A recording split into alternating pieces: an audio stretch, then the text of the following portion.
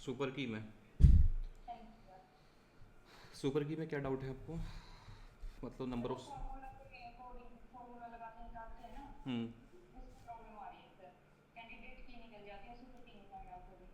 Okay, कोई example है आपके पास में? सुपर की का आपको कॉन्सेप्ट पता है ना? सुपर की मतलब कैंडिडेट की का सुपर सेट्स, राइट? तो फॉर एग्जांपल लेट्स से आपके पास कोई रिलेशन है, छोटा सा रिलेशन ले लेते हैं ए बी सी, है ना? और इसके अंदर मान लो एक कैंडिडेट की ले लेते हैं, वी हैव ए, है ना? ए हमारी कैंडिडेट की है। अब हमें number of super keys find out करनी है, राइट? तो हमें पता है कि जो भी कैंडिडेट की है उसके सारे सुपर सेट सुपर की होंगे, है ना? तो ए के सुपर सेट क्या हो सकते हैं? ए का सुपर सेट ए हो सकता है, ए का सुपर सेट ए बी हो सकता है। मतलब जो कैंडिडेट की है उसमें आप रिलेशन के कितने भी एट्रीब्यूट ऐड करते जाओ वो सुपर की बन जाएगी। तो ए के साथ में आप ए बी बी ऐड कर सकते हो, ए के साथ में आप सी ऐड कर सकते हो, ए के साथ में आप बी सी भी ऐड कर सकते हो। तो आपकी 4 सुपर कीज़ हो जाएंगी। You have 4 super keys, right? तो अगर आपके पास में एक सिंगल सुपर की है, इसका सिंपल सा फॉर्मूला है फाइंड आउट करने का। अगर आपके पास में एक सिंगल कैंडिडेट की है तो you can find using the 2 to the power m - n, है ना, नंबर ऑफ सुपर कीज़, जहाँ पर m जो है वो टोटल नंबर ऑफ एट्रीब्यूट्स हैं रिलेशन के अंदर, है ना? m is total number of attributes. और जो आपका n है, n यहाँ पर है आपका number of attributes in candidate की, है ना? एट्रीब्यूट कितने कैंडिडेट की अंदर है? इन कैंडिडेट की। जैसे कि इस पर्टिकुलर एग्जांपल के अंदर m की वैल्यू है 3, है ना? हमारे पास में 3 एट्रीब्यूट है रिलेशन के अंदर और n के अंदर 1, right? So we have only 1 attribute in the candidate key. So number of super की आपकी हो जाएगी 2 to the power 3 - 1, और यू कैन से 2 to the power 2, मीन्स आपकी 4 सुपर कीज़ होंगी। वो 4 सुपर कीज़ कौन सी होंगी? ये वाली 4 सुपर कीज़ होगी। तो ये तो छोटा सा एग्जाम्पल है। अगर आपके पास से मल्टीपल कैंडिडेट कीज़ हैं, मान लो आपके पास में सेम रिलेशन है और यहाँ पर आपकी कैंडिडेट की एक तो आपकी ए है और एक बी है, we have 2 candidate keys, right? So इस केस में आपकी नंबर ऑफ सुपर कीज़ कितनी होंगी? मेरी आवाज़ आ रही ना सबको? Am I audible, right? Okay, कुछ लोग बोल रहे हैं आवाज़ नहीं आ रही है। सो ये आपकी कैंडिडेट कीज़ हैं। तो आपको क्या करना होगा, पहले आपको सुपर कीज़ फाइंड आउट करनी होगी ए के साथ में, और सुपर कीज़ फाइंड आउट करनी होगी फिर बी के साथ में। उन दोनों को आपस में ऐड कर दोगे, बट उसके बाद में आपकी कुछ कॉमन सुपर कीज़ होंगी तो वो आपको सब्ट्रैक्ट करनी पड़ेगी। मतलब अगर हम नंबर ऑफ सुपर कीज़ की बात करें तो पहले आप फाइंड आउट करोगे number of candidate keys with A, number of super keys with A, है ना? ए के साथ में कितनी सुपर कीज़ बनेंगी? Plus number of super keys with B, number of super keys with B. इसमें से आपको फिर माइनस करनी होगी क्योंकि आप कुछ सुपर कीज़ 2 बार काउंट कर लोगे, है ना? आप यहाँ पर भी काउंट कर लोगे और यहाँ पर भी, तो आपको माइनस करनी होगी, minus common super keys. Common super keys means to say that, मान लो ए के साथ में सुपर कीज़ आई आपकी ये, है ना? ये आपकी ए के साथ सुपर कीज़ आई हैं और फिर बी के साथ में कुछ सुपर कीज़ आएंगी, राइट? कुछ सुपर कीज़ आपकी कॉमन होगी, ये वाला पार्ट आपका कॉमन होगा। कौन सी सुपर कीज़ कॉमन होगी? जो ए बी से मिलके बनेगी, है ना? जो ए बी से मिलके बनेगी वो सुपर कीज़ आपकी कॉमन होगी। तो हमें पता है कि ए के साथ में नंबर ऑफ सुपर कीज़ कितनी बनेगी? ए के साथ में नंबर ऑफ सुपर कीज़ बनेंगी आपकी 2 to the power 3 - 1, है ना? और बी के साथ में कितनी सुपर कीज़ बनेगी? 2 to the power 3 - 1। अब कॉमन सुपर कीज़ कितनी होगी? कॉमन सुपर कीज़ मतलब ए बी के साथ मिलके जो बनेगी, जो ए बी से सुपर की बनेगी। अब आप इसको ए बी को इस तरह समझ लो कि ए बी एक कैंडिडेट की है, इसके साथ में कितनी सुपर कीज़ बनेगी? Can anyone tell me? A B के साथ में कितनी सुपर कीज़ बनेगी? 2 to the power 3 - 2, है ना? क्योंकि यहाँ पर 2 एट्रीब्यूट है, यहाँ पर 2 एट्रीब्यूट है ना? तो आपके पास में 4 + 4 - 2 सुपर कीज़ हो जाएंगी, right? That is total number of super keys will be 6। और वो 6 सुपर कीज़ कौन सी होंगी? आप देखो, ए के साथ में जो सुपर कीज़ बनेगी वो होगी आपकी A B, A C and A B C. और बी के साथ में जो सुपर कीज़ बनेंगी वो कौन सी होंगी? बी के साथ में आप ए को ऐड कर दो, बी के साथ में आप सी को ऐड कर दो, बी के साथ में आप ए सी को ऐड कर दो, तो 4 सुपर कीज़ ये बनेगी, राइट? अब आप यहाँ पर ध्यान से देखो, आपकी जो सुपर कीज़ ए बी से मिलके बन रही है, जो ए बी से मिलके बन रही है सुपर कीज़, जैसे कि ये और ये दोनों में कॉमन है, राइट? तो अगर मैं नंबर ऑफ सुपर कीज़ की बात करूँ तो नंबर ऑफ सुपर कीज़ कितनी होगी? ए के साथ में सुपर कीज़ बनी आपकी ए, है ना? फिर ए बी, फिर आपकी ए सी और फिर ए बी सी, राइट। फिर बी के साथ में सुपर कीज कौन सी बनी, B, right, B C, A B और ए बी सी। तो आपकी टोटल 8 सुपर की हो गई है, लेकिन टोटल 8 सुपर की नहीं है हमारे पास में, टोटल एक्चुअली 6 सुपर कीज हैं। आप ध्यान से देखो तो आपने सेट के अंदर ए बी को 2 बार लिखा है, ए बी सी को 2 बार लिखा है, सेट के अंदर डुप्लीकेट वैल्यूज तो नहीं हो सकती ना, इसको आप सेट की तरह देख सकते हो। मतलब जो आपकी यूनिक सुपर कीज होंगी, unique super keys will be A B, A C, A B C, right, B और आपकी B C and that's all. Okay, ये सब सुपर कीज होगी। या फिर इसको इस तरह से भी देख सकते हो आप इसको इस तरह से भी देख सकते हो, number of super keys with A union number of super keys with B. So you can write out also like this, number of super keys with A union number of super keys with B. तो आप देखो A के साथ में super keys क्या बनी, A है ना, A B and A B C and A C, right.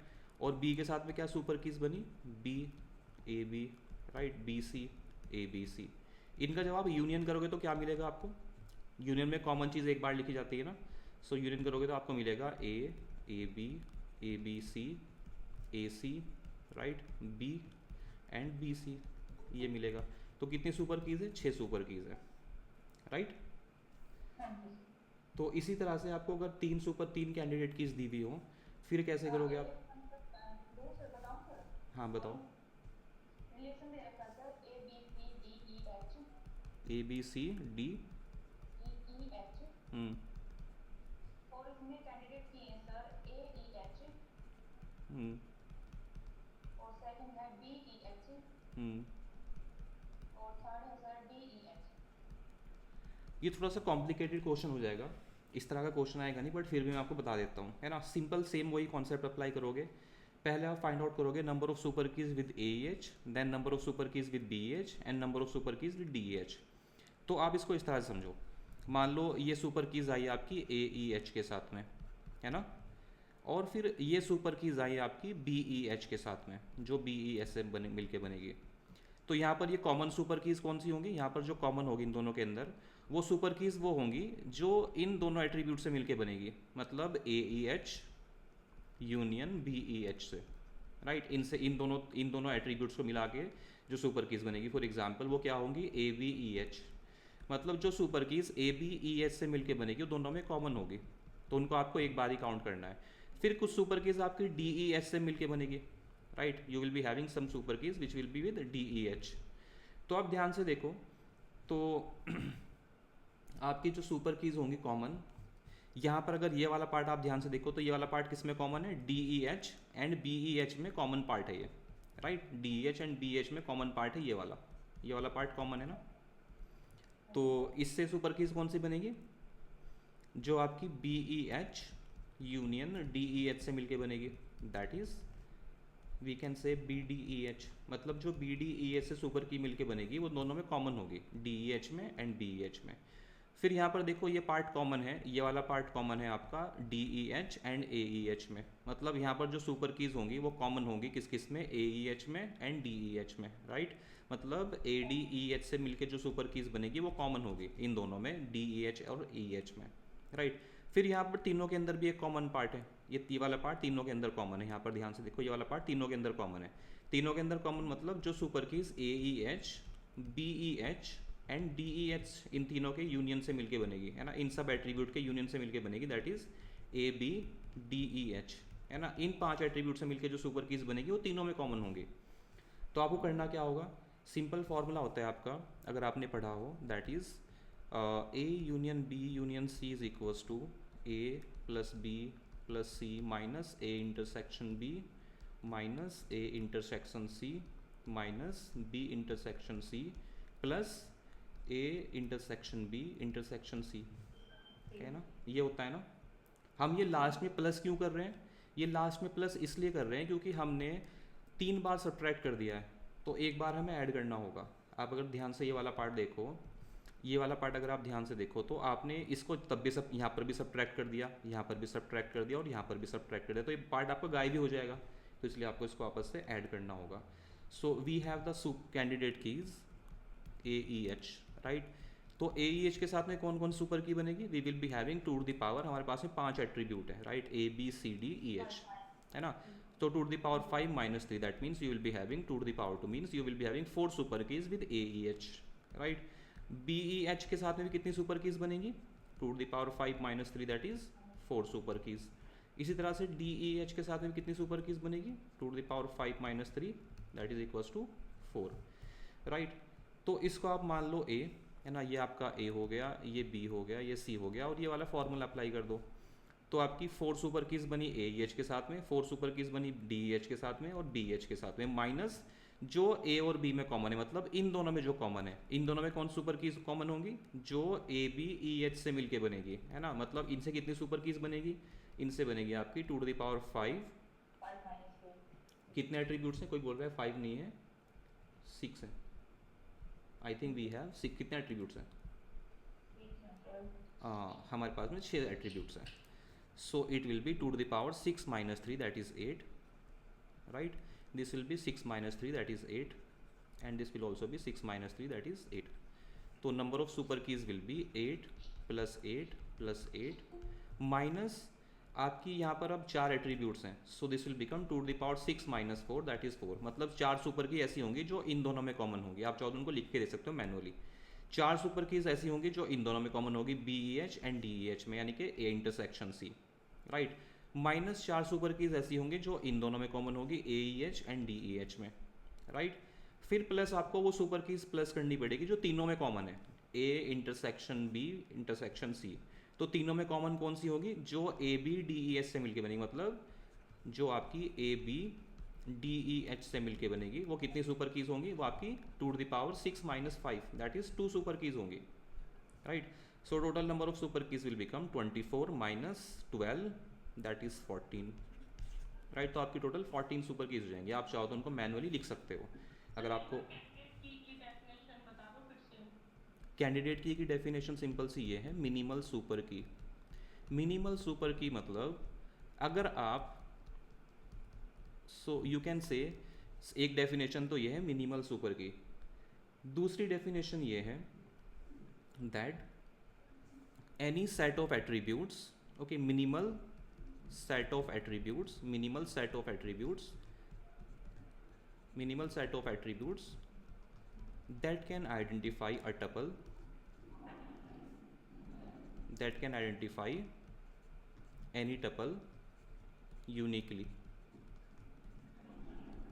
यहाँ पर हमने लिखा मिनिमल, राइट। अगर हम सुपर की डेफिनेशन की बात करें तो सुपर की डेफिनेशन भी बिल्कुल सेम ही होगी, बस वहाँ पर मिनिमल वर्ड नहीं आएगा, मतलब set of attributes that can identify any tuple uniquely, ये सुपर की डेफिनेशन होगी, ओके, ये आपकी सुपर की डेफिनेशन होगी।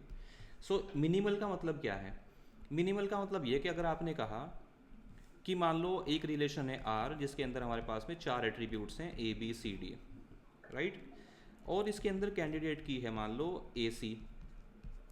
अगर ए सी कैंडिडेट की है और हम बोल रहे हैं कि ये कैंडिडेट की है, मतलब ये मिनिमल है, राइट, ये मिनिमल है।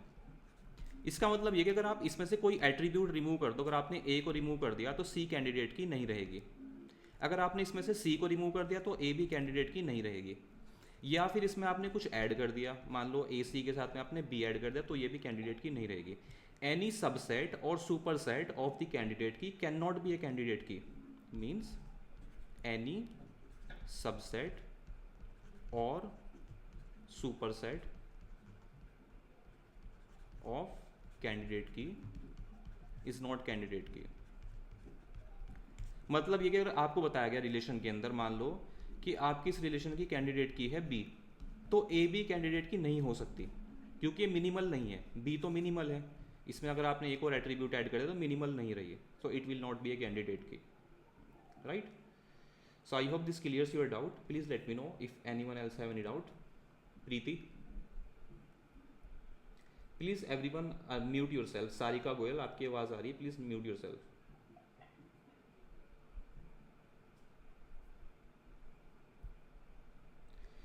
Okay, Kavita, you understood this right? हाँ जी सर, क्लियर हो गया। प्रीति, तो हमने ना वहाँ कहीं कि जैसे ना ये डायग्राम से तो मेरे को समझ आ गया कि माइनस कितने करते हैं, माइनस वाला भी कर लेती थी, ये वो कब करते हैं? कि किसी में माइनस कर रहे थे, लास्ट में प्लस कर रहे थे, नहीं कर रहे थे, तो ये वहाँ तब करेंगे जब आपके पास में 3 या फिर 3 से ज़्यादा कैंडिडेट कीज़ हो।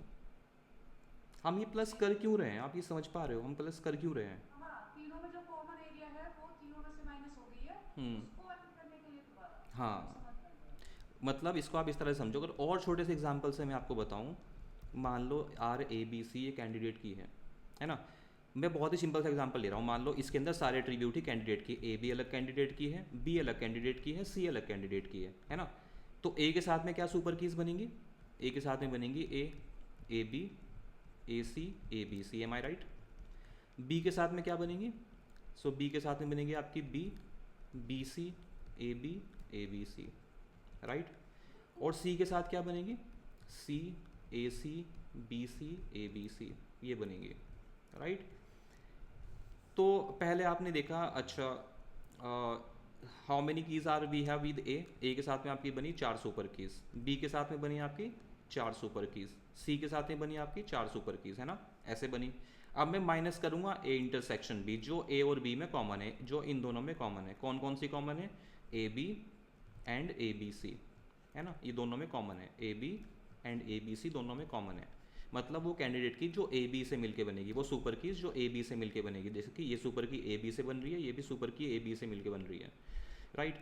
तो मुझे इनमें से दोनों सेट में से एक में से रिमूव करना पड़ेगा ना। तो मैंने इनमें से रिमूव कर दी, मान लो यहाँ से रिमूव कर दी, बस यहाँ पे काउंट करूँगा इनको, क्योंकि 2 बार आ रही है तो मैंने 2 बार सब्ट्रैक्ट कर दिया, माइनस। अब इन दोनों में भी कुछ कॉमन सुपर कीज होंगी बी और सी वाले पार्ट में। जैसे कि जो सुपर कीज बी सी से मिलके बनेगी, जैसे कि यहाँ पर बी सी भी है, यहाँ पर भी बी सी है, यहाँ पर भी ए बी सी है, यहाँ पर भी ए बी सी है। तो मैंने ए बी सी को रिमूव कर दिया, राइट? मतलब इनको कॉमन को रिमूव कर दिया मैंने, ए बी सी को यहाँ से डिलीट कर दिया, ए बी सी को यहाँ से डिलीट कर दिया, राइट? तो यहाँ बस यहाँ पर काउंट कर लेता हूँ एक बार, क्योंकि एक बार ही काउंट करना है ना, 2 बार काउंट नहीं करना। मैं यहाँ पे काउंट नहीं कर रहा हूँ, बस इधर काउंट कर रहा हूँ। तो मैंने -2 कर दिया, और फिर माइनस जो ए और सी में कॉमन होगी। ए और सी में कौन सी कॉमन होगी? जो ए सी से मिलके बनेगी। तो ए सी से मिलके ये बन रही है, राइट? और ये बन रही है। तो मैंने इसको यहाँ तो ऑलरेडी रिमूव कर चुका था, राइट? यहाँ से ए बी सी को रिमूव कर दिया और यहाँ से ए सी को रिमूव कर दिया, क्योंकि मैंने ए सी को ऑलरेडी यहाँ पर काउंट कर लिया था, राइट? तो -2 और कर दिया। अब मुझे बताओ, क्या ए बी सी गायब नहीं हो गई तीनों में से ही? यहाँ से भी डिलीट कर दी, यहाँ से भी डिलीट कर दी, यहाँ से भी डिलीट कर दी, ए बी सी तो गायब ही हो गई। और ए बी सी क्या है? ए बी सी वो है जो तीनों में कॉमन है, ए बी सी जो तीनों में कॉमन है। इसीलिए हम +1 करेंगे यहाँ पर, है ना? +1 क्यों करेंगे? क्योंकि ए बी सी से मिलकर कितनी सुपर की बन रही है? Only 1, that is 2 to the power 2 - 2, that is 0, 2 to the power 0, और यू कैन से 1। तो एक सुपर की ऐसी आएगी जो तीनों में कॉमन होगी, इसीलिए इसको प्लस कर दें, क्योंकि तीनों में से गायब हो गई थी, right? So 12 - 6 + 1, that is 7 super keys होंगी। और वो 7 सुपर कीज कौन सी होंगी? ए, right, A C, A B, और बाकी आप देख सकते हो यहाँ पर जो भी होगी, मैं आप चाहो तो लिख सकते हो, right? You can write it like this, A B C. जो कैंडिडेट की है वो तो सुपर की होंगी, ए बी होगी, राइट, ए सी होगी, और क्या होगी?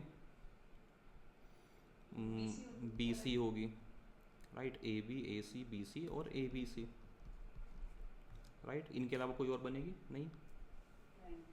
तो 7 सुपर कीज वो हैं, ये जो यूनिक सुपर कीज हैं 7। Okay, I hope you understood this. Please let me no if anyone have any doubt. Good afternoon sir. Good afternoon. कौन बोल रहा है? ऐसे मैं सर, मैं रेनू बोल रही हूँ, मैंने कोई प्लीज़ पहले आप अपना हैंड रेज कीजिए, जो जिनका हैंड रेज है पहले वो पूछेंगे क्वेश्चन। प्रीति का हो गया है, आप प्रीति आप अपना हैंड लोअर कर सकते हो, और Kavita you can lower your hand. Santram please let me no.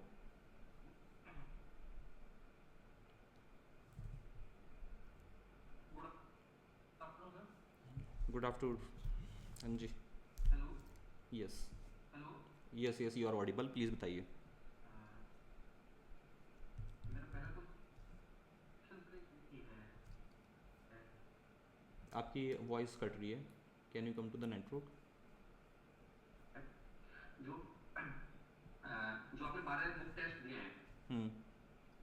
Hello. हाँ जी हाँ जी। Hello. Hello. Hello. Yes, you are audible, बताइए। जो आपने, हेलो सर, आवाज़ आ रही है कि आ रही है, आवाज़ आ रही है आपकी, आवाज पहुंच रही है? आ रही है, आ रही है। जो आपने सर 12 मॉक टेस्ट दिए हैं, हम्म हाँ, तो मेरा पहला क्वेश्चन ये है, अपने 12 मॉक टेस्ट दिए फुल लेंथ वाले, हम्म। अ,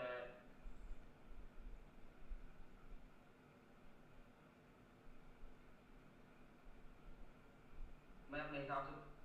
संतराम आपकी आवाज़ बहुत कट रही है, I am not hello. Able to understand you. Please आप पहले नेटवर्क में चले जाइए, कहीं पर हाँ, अच्छे नेटवर्क हो please, then you can ask your question. ठीक है, मुझे पता नहीं क्या उनको पूरा लगा लूँ सर।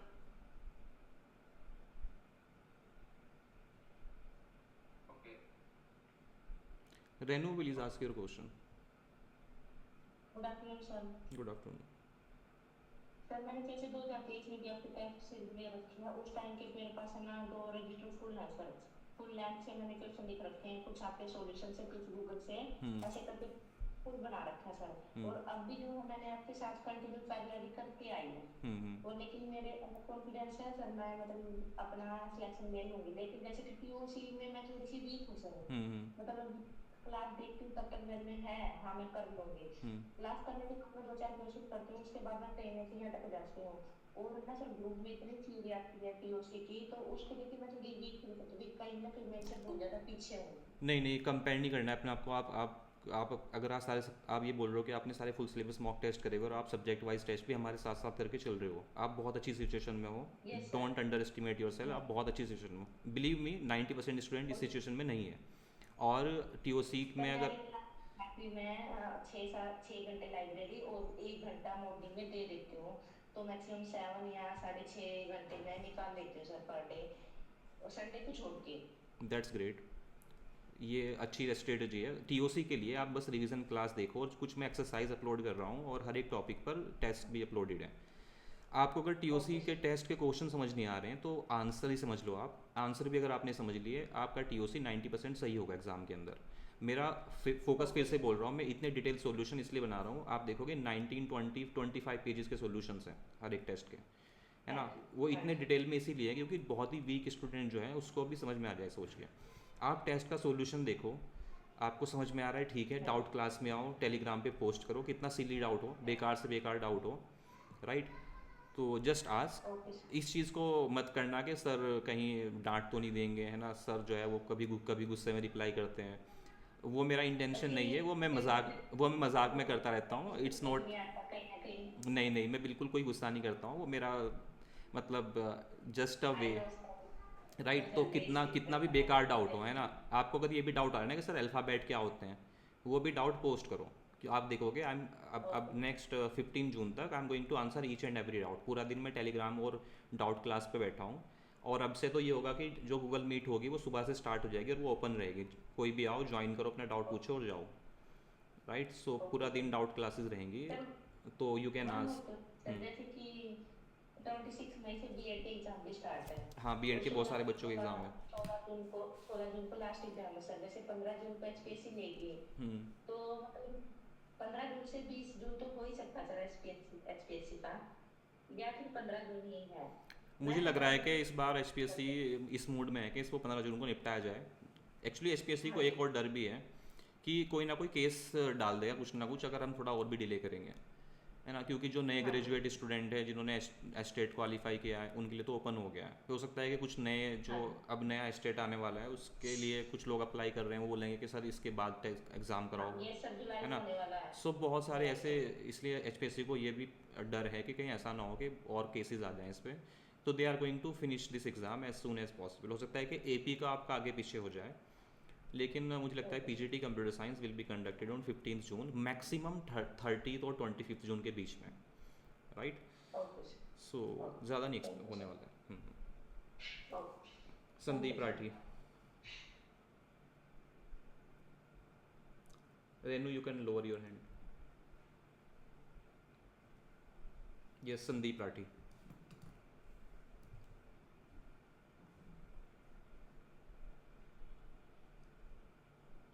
संतनाम। हेलो। यस, आप की आवाज़ आ रही है। हेलो। हम्म ओके सर, मेरा पहला क्वेश्चन आपसे है हम्म कि जो आपने सर 12 मॉक टेस्ट दिए हैं, हम्म। अ, उनको मैं पूरा लगा लूँ? सफिशिएंट है या फिर मुझे और कुछ भी करने की जरूरत है? सब्जेक्ट वाइज टेस्ट प्लस ये 12 मॉक टेस्ट, और एग्ज़ाम पोस्टपोन हुआ तो 10-12 टेस्ट और आएंगे। तो ये जो 12 टेस्ट है ना, इन 12 टेस्ट के सॉल्यूशन भी अगर आप रट के चले गए, मैं बिल्कुल भी सजेस्ट नहीं करूँगा रटना, बट इनके सॉल्यूशन अगर आप समझ के चले गए तो इससे बाहर एक भी क्वेश्चन नहीं आने वाला है, राइट।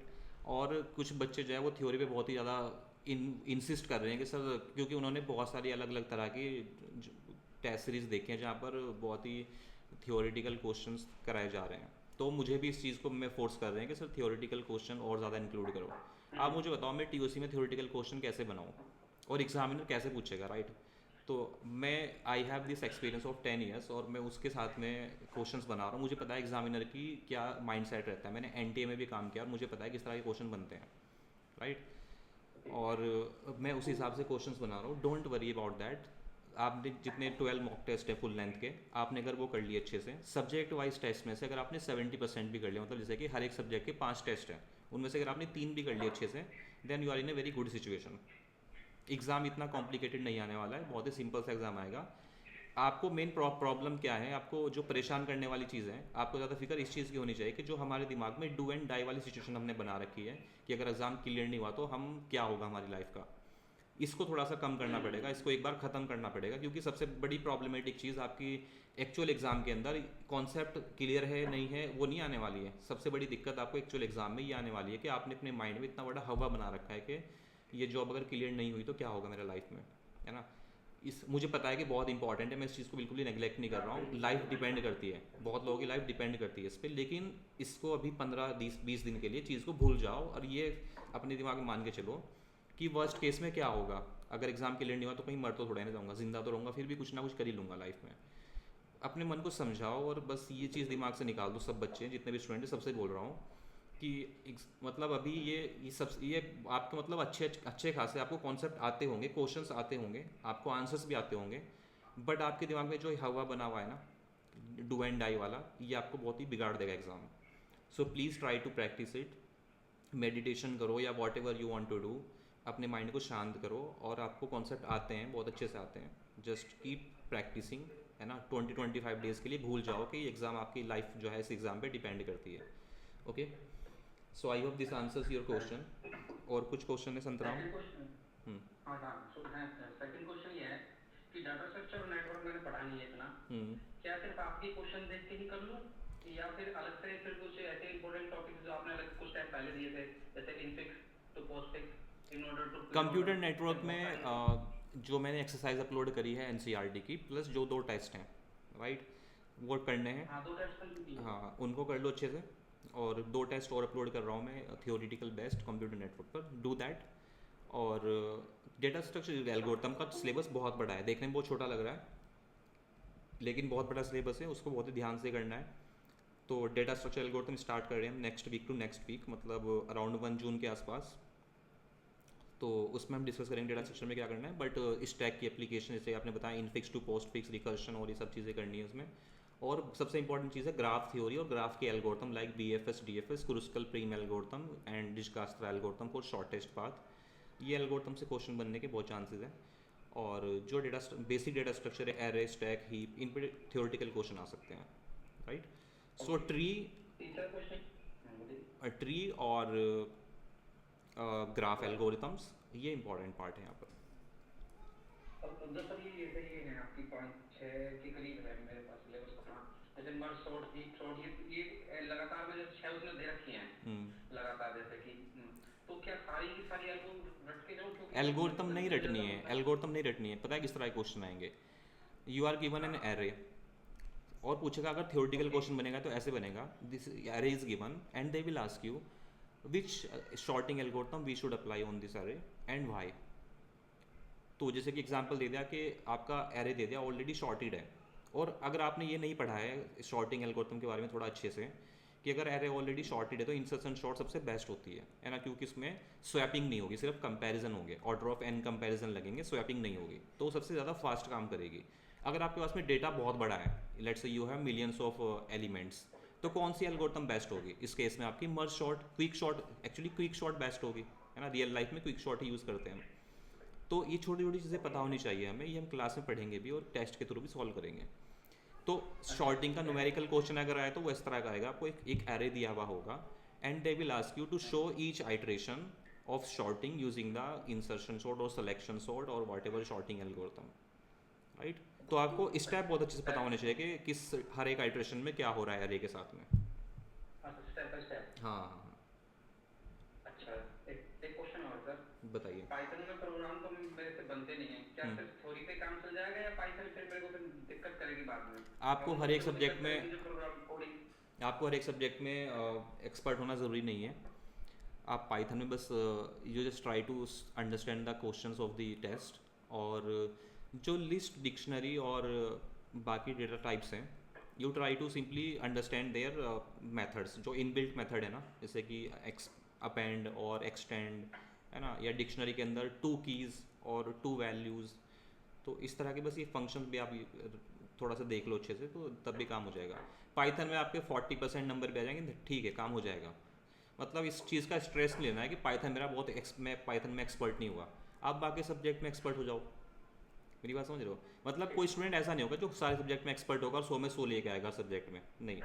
मतलब ऐसा हो सकता है कि आपके पाइथन में 3 नंबर आ गए, आपके टीओसी में 12 नंबर आ गए, तो बैलेंस हो जाएगा। तो बस इसको ऐसे टैकल करना है कि अगर मैं एक सब्जेक्ट में वीक नहीं हूँ, अगर मैं एक सब्जेक्ट में 3 नंबर जा रहे हैं माइनस में, तो मैं 3 नंबर कहीं और बढ़ा लूँ। जैसे कि मान लो टीओसी में मैं नहीं पढ़ सकता CFL, CFG and PDA and Turing machine and recursive neural, मैं पहला चैप्टर पढ़ सकता हूँ सिर्फ regular language and finite automata का। तो मतलब यहाँ पे आपके 5 नंबर आ गए, आपने 7 नंबर खो दिए। बाकी वो 7 नंबर आप try to increase in compiler और ऑपरेटिंग सिस्टम और डिजिटल लॉजिक डिज़ाइन। तो कंपनसेट करने की कोशिश करो एक सब्जेक्ट को दूसरे सब्जेक्ट से। स्ट्रेस मत लो कि इस सब्जेक्ट में मैं एक्सपर्ट नहीं हूँ, राइट। एक लास्ट क्वेश्चन है सर मेरा बस। हेलो, हाँ जी बताइए।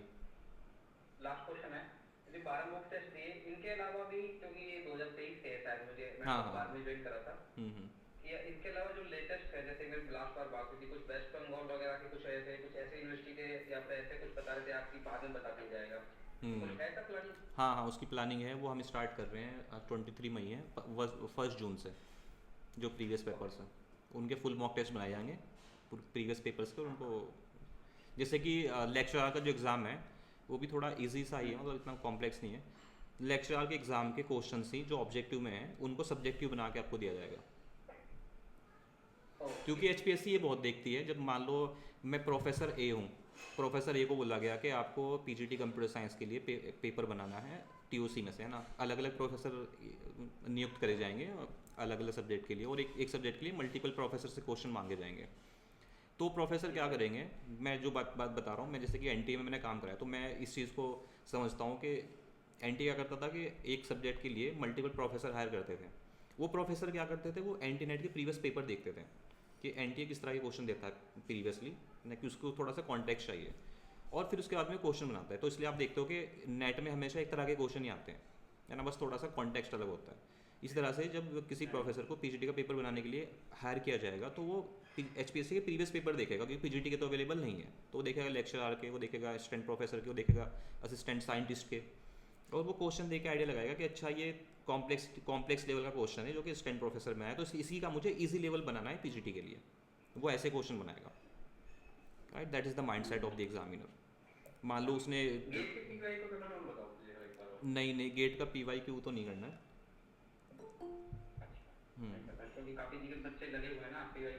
गेट के PYQ करने हैं, ये आपको थोड़ी सी अकल होनी चाहिए कौन से करने हैं। मान लो गेट में नंबर सिस्टम आया हुआ है, वही नंबर सिस्टम PGT में भी आएगा, तो डेफिनेटली आपको गेट के प्रीवियस क्वेश्चन, आप गेट के प्रीवियस क्वेश्चन करने लग जाओ डिसाइडेबिलिटी के TOC में, या फिर प्रोसेस सिंक्रोनाइजेशन के 2-2 पेज के क्वेश्चन है गेट में, तो ये तो बेवकूफ़ी होगी ना। So you can solve scheduling questions, paging questions, disk scheduling algorithms, है ना। ये प्रीवियस क्वेश्चन गेट के करोगे तो बहुत बढ़िया आपको एक्सपीरियंस मिलेगा, और इसी तरह के क्वेश्चन आएंगे। Number system, floating point representation, या K मैप, या standard sum of product, Boolean algebra expressions, इन पे प्रीवियस क्वेश्चन करो गेट का, बहुत फ़ायदा होगा आपको कोई नहीं रोक सकता फिर। लेकिन अगर आप फालतू में अपना टाइम वेस्ट करने लग जाओ कॉम्प्लेक्स क्वेश्चन में गेट के, तो इट इज़ नॉट यूजफुल। अपना टाइम भी वेस्ट करो और अपनी दिमाग भी ख़राब करोगे, क्योंकि आपसे क्वेश्चन सॉल्व नहीं हो पाएगा वो। तो there are multiple problems, right. So Sarika Goyal, please let me know your question. Hello. ये सारी का। हाँ जी, नमस्कार सर। नमस्कार। सर एक तो मतलब ना अभी जैसे बाकी सब मॉक टेस्ट कंडक्ट कर रहे हैं, मेरा तो मतलब वो ही है कि सिलेबस ही खत्म करें, मतलब रिवीजन का टाइम ही नहीं मिल रहा, उस चीज़ को भी कैसे मैनेज करें? ये हम रिवीजन ही फिर कर रहे हैं कैसे? एक्चुअली। सिलेबस तो आपको मार्च से पहले कंप्लीट करके रखो हो जाना चाहिए था, लेकिन अगर आपने नहीं भी किया, 3 महीने हो गए हमें करते हुए। सो हमारा एक्चुअल में वो है ना पहला कि टारगेट जो हमारा यही है, प्राइवेट में सारिका जी, सर पहला जो टारगेट यही है कि हम प्राइवेट जून तक कर देंगे सिलेबस कंप्लीट।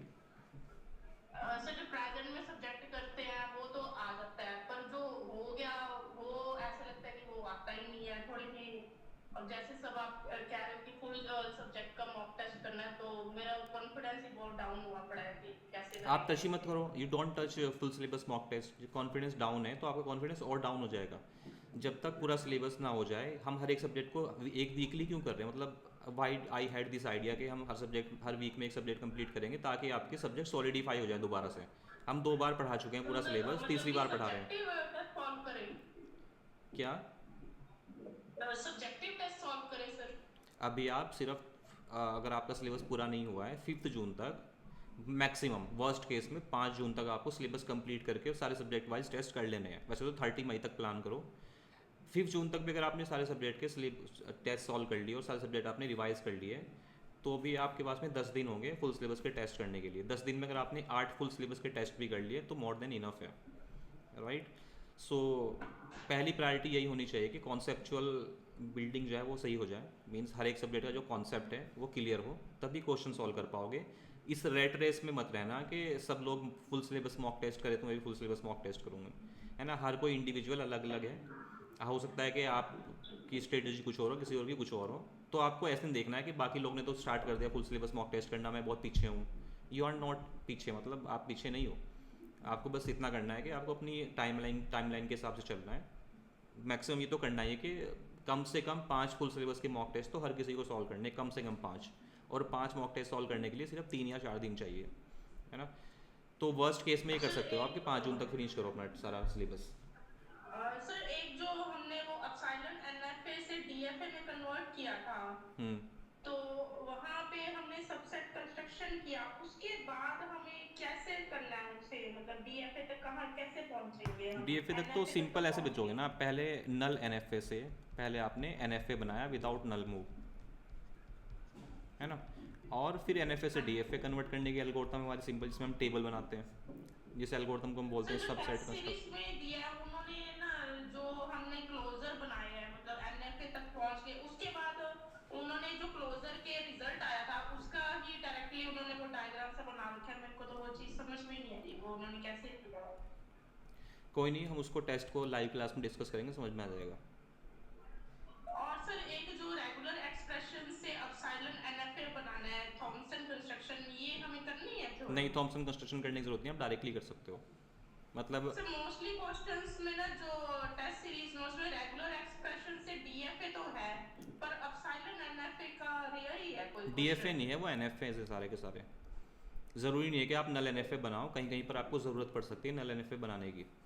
फॉर एग्जांपल अगर आपको A+B के लिए एनएफए बनाना है तो it can be done without null NFA, है ना। A से आप फाइनल स्टेट पे पहुंच सकते हो लाइक दिस, और B से आप फाइनल स्टेट पे पहुंच सकते हो, है ना, लाइक दिस। तो इसमें नल एनएफए की ज़रूरत नहीं है। कहीं पर आपको नल एनएफए की ज़रूरत पड़ सकती है कुछ केस में, फॉर एग्जांपल A* और B*, A* और B* के लिए आपको बनाना है, तो उसमें हो सकता है कि नल एनएफए की ज़रूरत पड़े। सर एक जो अपसाइलन एनएफए है उसमें जो अपसाइलन से वो स्टार्ट कर लेते हैं 2 स्टेट्स या एंड कर लेते हैं, मेरे को तो वो समझ में नहीं आता कि वो कैसे कर कौन सी लेते चीज़ हैं। बताइए, एग्जांपल बताइए कोई। तो जैसे वो था क्वेश्चन विद स्टार्ट विद ए और बी कुछ ऐसे था, तो अपसाइलन से उसने स्टार्ट कर रखी थी दोनों स्टेट्स। स्टार्ट विद A और बी।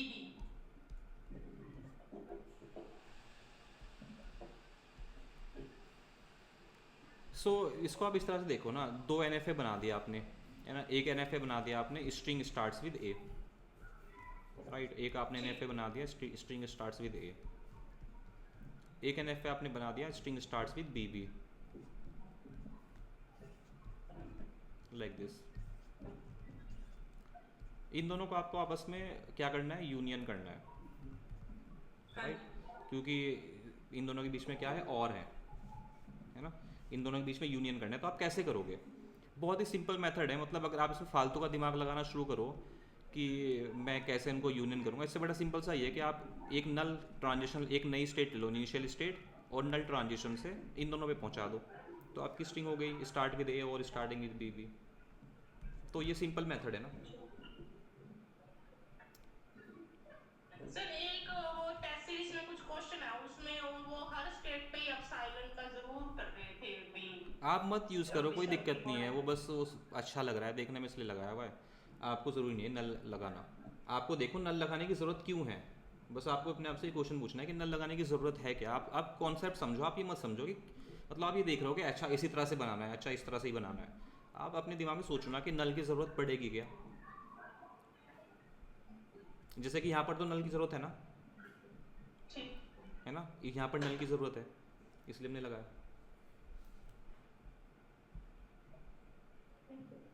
प्रीति, एक जो एडम्स थ्योरम है उसमें जैसे हम जो स्टार्टिंग इनिशियल स्टेट है उसमें अल्फा ऐड करते हैं, वो क्यों ऐड करते हैं? इनिशियल स्टेट में साइलेंट हर में ऐड करते हैं ना, जब हम रेगुलर एक्सप्रेशन बनाते हैं ऑटोमेटा से। तो हमने Q0 की इक्वेशन लिखी, so we are saying that it will accept null, और AQ1 ये इक्वेशन बनेगी। यहाँ पर हमने नल क्यों लिखा है? अब साइलेंट तो ये रिप्रेजेंट करता है कि फाइनल और इनिशियल एक ही स्टेट है। नहीं नहीं नहीं तो नहीं, ये इस इक्वेशन का मतलब क्या है आप ये तो समझो ना। इक्वेशन का मतलब ये है कि हम नल रीड करके Q0 पे पहुँच सकते हैं और A रीड करके Q1 पे पहुँच सकते हैं, A रीड करके Q1 पे पहुँच सकते हैं। Q1 की इक्वेशन क्या बनेगी? We can reach by reading A we can reach Q1, और by reading B we can reach Q1। तो यहाँ पर हमने नल क्यों लगाया? क्योंकि ये इनिशियल स्टेट है, जो भी आपकी इनिशियल स्टेट होगी उस पर आप नल रीड करके पहुँच सकते हो ना। मतलब आप ये समझो, आप यहाँ पर खड़े हो और आपको इनिशियल स्टेट पे जाना है, तो आप अभी इनिशियल स्टेट पे खड़े हो। इनिशियल स्टेट पे पहुँचने के लिए क्या आपको कुछ रीड करना पड़ेगा? नहीं, आप by reading null you can reach the initial state. हमेशा बस सिंपल सा कॉन्सेप्ट याद रखो, कोई इनिशियल स्टेट होगी, इनिशियल स्टेट में नल आएगा, ठीक है? इनिशियल स्टेट की इक्वेशन में नल आएगा। सर और जो टीओसी है इसमें मतलब जैसे जो ग्रामर का टॉपिक है या जो अभी चल रहा है रिसेंट, वो हम ज्यादा से ज्यादा करें या मतलब एक थोड़ा सा बता दो कि टीओसी में कौन से इंपॉर्टेंट टॉपिक्स बता रखे हैं मैंने सारे इंपॉर्टेंट टॉपिक्स कौन से हैं। ग्रामर में आप सिंपली ये कर लो CNF GNF और simplification of the grammar, null removal, unit production removal and useless production removal. और जो मैंने कल की क्लास कराई थी, अगर आपने वो भी देख ली तो आपको CFL से CFG में कन्वर्ट करना आ जाएगा। तो बेसिक सी जो लैंग्वेज है, पहली 4-5 लैंग्वेज कर लो, मतलब बेसिक CFL से CFG में कैसे कन्वर्ट करते हैं, बस इतना कर लो। PD डिज़ाइन को आप रिमूव कर सकते हो, you can skip PD design,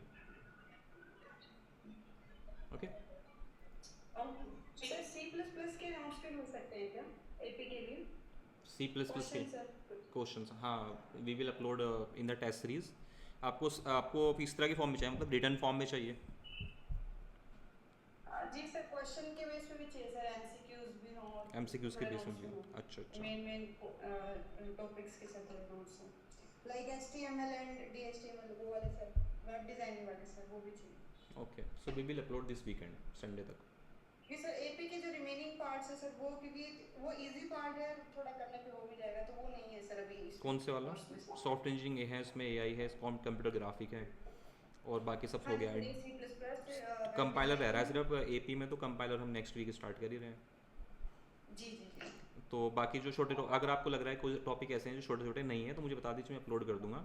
but आपको थोड़ा सा भी ध्यान रखना है कि सारे पूरा सिलेबस करने की ज़रूरत नहीं है, राइट? आपको ये भी ध्यान देना है ना कि कुछ टॉपिक ऐसे हैं जिनको करने में 5 दिन लगेंगे, लेकिन उनकी वेटेज 2 नंबर ही है। तो you have to be smart about this कि कौन से टॉपिक छोड़ने हैं, राइट? जी जी सर। अगर आपको कोई डाउट है कि सर ये टॉपिक इंपॉर्टेंट है या नहीं है, मुझे व्हाट्सएप करो, मैं बताऊंगा आपको कि ये टॉपिक करना है नहीं करना है। सर एक्चुअली जैसे अभी एपी और पीजीटी दोनों दे रहे हैं, तो उसके लिए अभी डिस्क्रीट पार्ट बिल्कुल ही रहता है, तो वो छोड़ने में फायदा है सर, या क्या? DM पूरा मत छोड़ो, DM बहुत आएगा। DM में आप कम से कम प्रपोजिशनल लॉजिक, यानी कि जो पहले वाला चैप्टर है ना, लॉजिक वाला चैप्टर है, prepositional logic and first order logic, and graph theory तो बिल्कुल करनी ही करनी है। और अच्छा, साथ ये में कब होंगी अगर आप क्लासेस इसकी? रिलेशंस DM वाली क्लासेस? अगर आप रिलेशंस कर पाओ, रिलेशन के अंदर इक्विवेलेंस रिलेशन, पॉसेट एंड टॉसेट, है ना, जी। इक्विवेलेंस रिलेशन, पॉसेट, इनके हैश डायग्राम कैसे बनाते हैं, राइट, और जी, टॉसेट, इतना भी कर लो तो भी आपके 50% मार्क्स तो आ ही जाएंगे। सर ये इसकी क्लासेस कब होंगी DM वाली? डीएम वाली क्लासेस शेड्यूल थी कल से, बट जो सर है उनका एक्चुअली एक इंटरव्यू आ गया है, तो I think they will start from 28 May, but हमारे पास ज़्यादा टाइम नहीं है तो रिवीजन ही करना पड़ेगा। अब तो पहले मैं सोचा था कि डीएम को पूरा डिटेल में पढ़ाया जाए, बट हाँ, तो but we will, crash course type का? हाँ हाँ, अब डीएम हम प्रीवियस क्वेश्चन के थ्रू पर करेंगे। जी। Thank you. Thank you. Sir जैसे जो मॉक टेस्ट है आपके 12 वो मैंने पहले ही कर दिया है, कुछ नया भी मॉक टेस्ट नहीं करोगे क्या? अभी ये आपने प्रीति अभी करे हैं या 2023 में करे थे? नहीं सर, अभी रिसेंटली किए हैं, तब तो किए थे। अच्छा, और सब्जेक्ट वाइज टेस्ट सारे कर लिए आपने? वो भी कर लिया, पर जो आप करा रहे हो साथ में जो कुछ थे वो मैं डेप्थ में नहीं थी ना पहले लास्ट ईयर, जो आपने पढ़ाई की उतनी भी जो आप कर रही हो वो आपके साथ साथ कर रही हूँ मैं। ओके, बस अभी आप इतना ही कीजिए, जस्ट 5 जून तक, 5 जून तक आप हमारे साथ चलिए, और लास्ट के 10 दिन में then we will give new full syllabus mock test plus Python और एसक्यूएल का दोबारा से रिवीजन होगा, right, so that will be enough. हाँ, मेरे को यही था कि जैसे ये मैं उनको करती हूँ तो मेरे को ऐसा लगता है कि इसका भी आंसर पता है, इसका भी पता है, तो करने में अब ऐसा लग रहा है कि कुछ हार्ड हो तो मेरे को भी लगे थोड़ा बहुत। बट अब ये इंश्योर करना है कि 100% एक्यूरेसी आनी चाहिए आपकी टेस्ट में, अगर आप दूसरी बार कर रहे हो। कोई भी क्वेश्चन ऐसा ना हो जो आपको पता ना हो। ओके,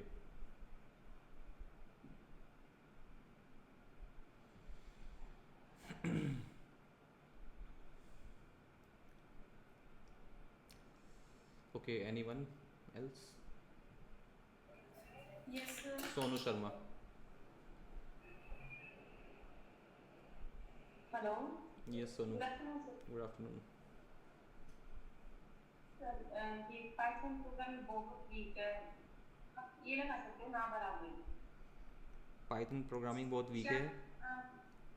जी, फर्स्ट मैंने टेस्ट किया था फर्स्ट को, तो आई थिंक मुझे ना जो पाइथन से रिलेटेड जो क्वेश्चन था उसमें वही नहीं आ रहे थे, अभी करा रहे हैं पाइथन का, लेकिन जो प्रोग्रामिंग है उसमें मैं आपने पाइथन के लेक्चर देखे हैं पूरा डिटेल लेक्चर से? यस सर, 2 टाइम्स, पर ओके, मैं प्रोग्राम नहीं बना पाई सर उसमें। सो इसका एक सिंपल सा, पाइथन प्रोग्रामिंग आपकी नहीं, ऑलमोस्ट 90% स्टूडेंट्स की वीक है, पाइथन और टीओसी है ना, इसमें ही लड़ाई है सबकी। तो नहीं सर, टीओसी हो जाएगा मेरा, बहुत अच्छा हो रहा है टीओसी, लेकिन पाइथन नहीं हो रहा है। एसक्यूएल भी 80 to 90% हो जाएगा, पाइथन तो शायद नहीं बैठेगा, बचा आ गया।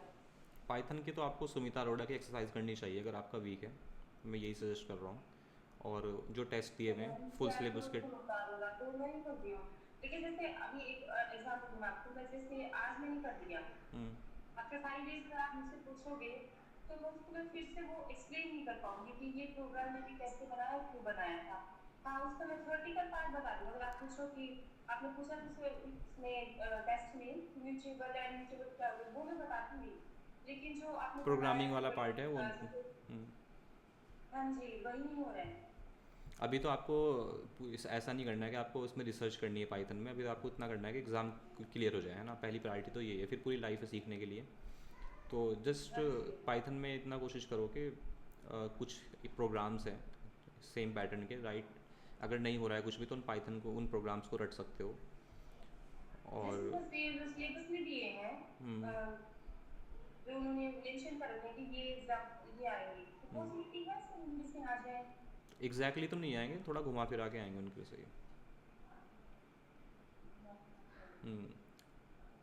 बुक की एक्सरसाइज करने पे फोकस करो आप, उनका पाइथन की बुक की एक्सरसाइज करने पे फोकस कीजिए। आप वैसे तो आप रिवाइज करवाओगे ना पाइथन को, पाइथन एसक्यूएल? पाइथन कराया हुआ है रिवाइज, एसक्यूएल भी करा चुके हैं रिवाइज, हम तीसरी बार करा चुके हैं, मतलब 2 बार पहले और तीसरी बार अब कराया है। अब लास्ट में अगर टाइम बचता है तो पाइथन और एसक्यूएल, लास्ट टाइम में अगर हमारे पास टाइम बचा तो हम डेफिनेटली 5 जून से लेकर और 15 जून तक हमने शेड्यूल किया हुआ है पाइथन एंड एसक्यूएल दोबारा से रिवीजन, वो प्रैक्टिस के through, right. So we will do that. और एक ये सॉफ्टवेयर इंजीनियरिंग जो सब्जेक्ट था सर, इसमें थ्योरेटिकल पोर्शन तो है ही है, पूरा थियोरटिकल ही है। न्यूमेरिकल्स भी possible? नहीं, न्यूमेरिकल पॉसिबल नहीं है, पूरा थियोरटिकल है। Software engineering, data mining, data warehousing. मतलब इसको हम अपने एक्सेस पे कर सकते हैं, मतलब अगर हम कोई वीडियो या फिर कोई PDF इनके PDF दी जाएगी आपको। पहले तो आपको सॉफ्टवेयर इंजीनियरिंग के जो मॉडल्स हैं, सॉफ्टवेयर डेवलपमेंट लाइफ साइकिल के जो मॉडल्स हैं उनकी PDF, और data mining and data warehousing में जो कॉन्सेप्ट हैं उनके नोट्स मिलेंगे। फिर उसके बाद में उसके टेस्ट होंगे। तो software engineering, data mining and data warehousing and ethics and security, recent trends and web technologies, ये 4-5 छोटे छोटे टॉपिक्स हैं। इनको हम लाइव क्लास में नहीं करेंगे, इनके आपको नोट्स दिए जाएंगे, उसके बाद में उनके टेस्ट दिए जाएंगे। तो नोट्स और टेस्ट के जो आंसर्स होंगे उनको आपको 2-3 बार पढ़ लेना है, बस वो आपके दिमाग में रहेगा। थियोरेटिकली कुछ भी लिख के आ जाओगे, उसमें नंबर मिल जाएंगे। थियोरेटिकल पार्ट में हमें प्रॉब्लम नहीं है, थियोरेटिकल पार्ट में हमें टेंशन नहीं लेनी है। हमें टेंशन लेनी है कंप्यूटर साइंस का जो पेपर है पूरा कॉन्सेप्चुअल और न्यूमेरिकल है। Computer science is complete like this. बाकी जो 70% पार्ट है हमारा न्यूमेरिकल, उसमें हमें ध्यान देना है। डाटा स्ट्रक्चर जो है और एल्गोरिथम जो है पार्ट वाला, ये इसमें सर एल्गोरिथम तो वैसे पाइथन वाला हाल है। और बस इसमें सिर्फ मैं अगर मैं ज़्यादा कोशिश करूँ तो मैं ट्री ग्राफ ये कर सकती हूँ, वो जावा से जो pre order weak order set के वो कर सकती हूँ। कभी कभी ये कंसेप्ट हो सकते हैं, लेकिन अगर कोई बोले कि लीनियर सर्च लिख दो वो कोई दिक्कत नहीं है। आप वो सब पार्ट 20% है, 20-25%। 80% part graph algorithms and tree traversal है ना, ट्री की एल्गोरिथम्स, ये इंपॉर्टेंट है। बाकी तो स्टैक तो करना ही है ना। जो प्रोग्राम्स हैं उनको आप स्किप कर सकते हो। शॉर्टिंग के program definitely you can look at once time. Sorting के भी आपको बस स्टेप्स पता होने चाहिए कि कौन सी शॉर्टिंग एल्गोरिथम के अंदर क्या स्टेप्स हैं। एल्गोरिथम तो लिखने को बहुत ही, मुझे लगता नहीं, रेयर ही आएगी, और I think it will not come, कोई नहीं एल्गोरिथम आएगी। सो सूडो कोड आ सकता है। अगर हम करना चाहें अमेजिंग फ्रेमवर्क और सिंटैक्स इनमें से एक करना चाहें तो क्या हम अमेजिंग फ्रेमवर्क को स्किप कर दें सर? कौन सी शॉर्टिंग में से? एक तो सोसाइटी इंपैक्ट्स होती है ना, जो सिक्योरिटी वगैरह साइबर क्राइम, एक है अमेजिंग फ्रेम। तो ये तो मैंने कर लिया सर, ये साइबर क्राइम वाला जो टॉपिक है पूरा कर लिया उसी पर, लेकिन अमेजिंग ट्रेंड रहते हैं वो तो पल्ले ही नहीं पड़ रहा, तो क्या हम उसको स्किप कर दें? इमर्जिंग ट्रेंड्स वाला पार्ट, मेरे उसके साथ वो तो बहुत ही सिंपल से शॉर्ट नोट्स लिखने को आएंगे। लास्ट में एक 10 नंबर का क्वेश्चन, इसमें 2 नंबर का शॉर्ट्स, 2.5 नंबर के शॉर्ट नोट्स लिखने होंगे क्लाउड कंप्यूटिंग पे, 2.5 नंबर के मशीन लर्निंग पे, 2.5 नंबर AI पे और 2.5 नंबर IoT पे। तो आपके इजी 10 मार्क्स, उनको तो छोड़ना ही नहीं चाहिए आपको बस सिंपल सा पढ़ना है। उनके नोट्स तो मैं दूंगा ही आपको, है ना, उसमें से पढ़ सकते हो कि क्या मशीन लर्निंग क्या है, AI क्या है, मतलब डेप्थ में नहीं जाना है, बस बेसिक्स पता होना चाहिए कि हाँ मशीन लर्निंग के अंदर 2 तरह की एल्गोरिथम होती है, क्लस्टरिंग एंड क्लासिफिकेशन। क्लस्टरिंग में होता है, क्लासिफिकेशन में होता है। IoT के अंदर क्या होता है, इंटरनेट ऑफ डिवाइसेस, और उसके अंदर किस आपके प्रोटोकॉल्स क्या होते हैं, बस उनकी बेसिक्स पता होनी चाहिए। क्लाउड कंप्यूटिंग 3 तरह की होती है, public, private and all.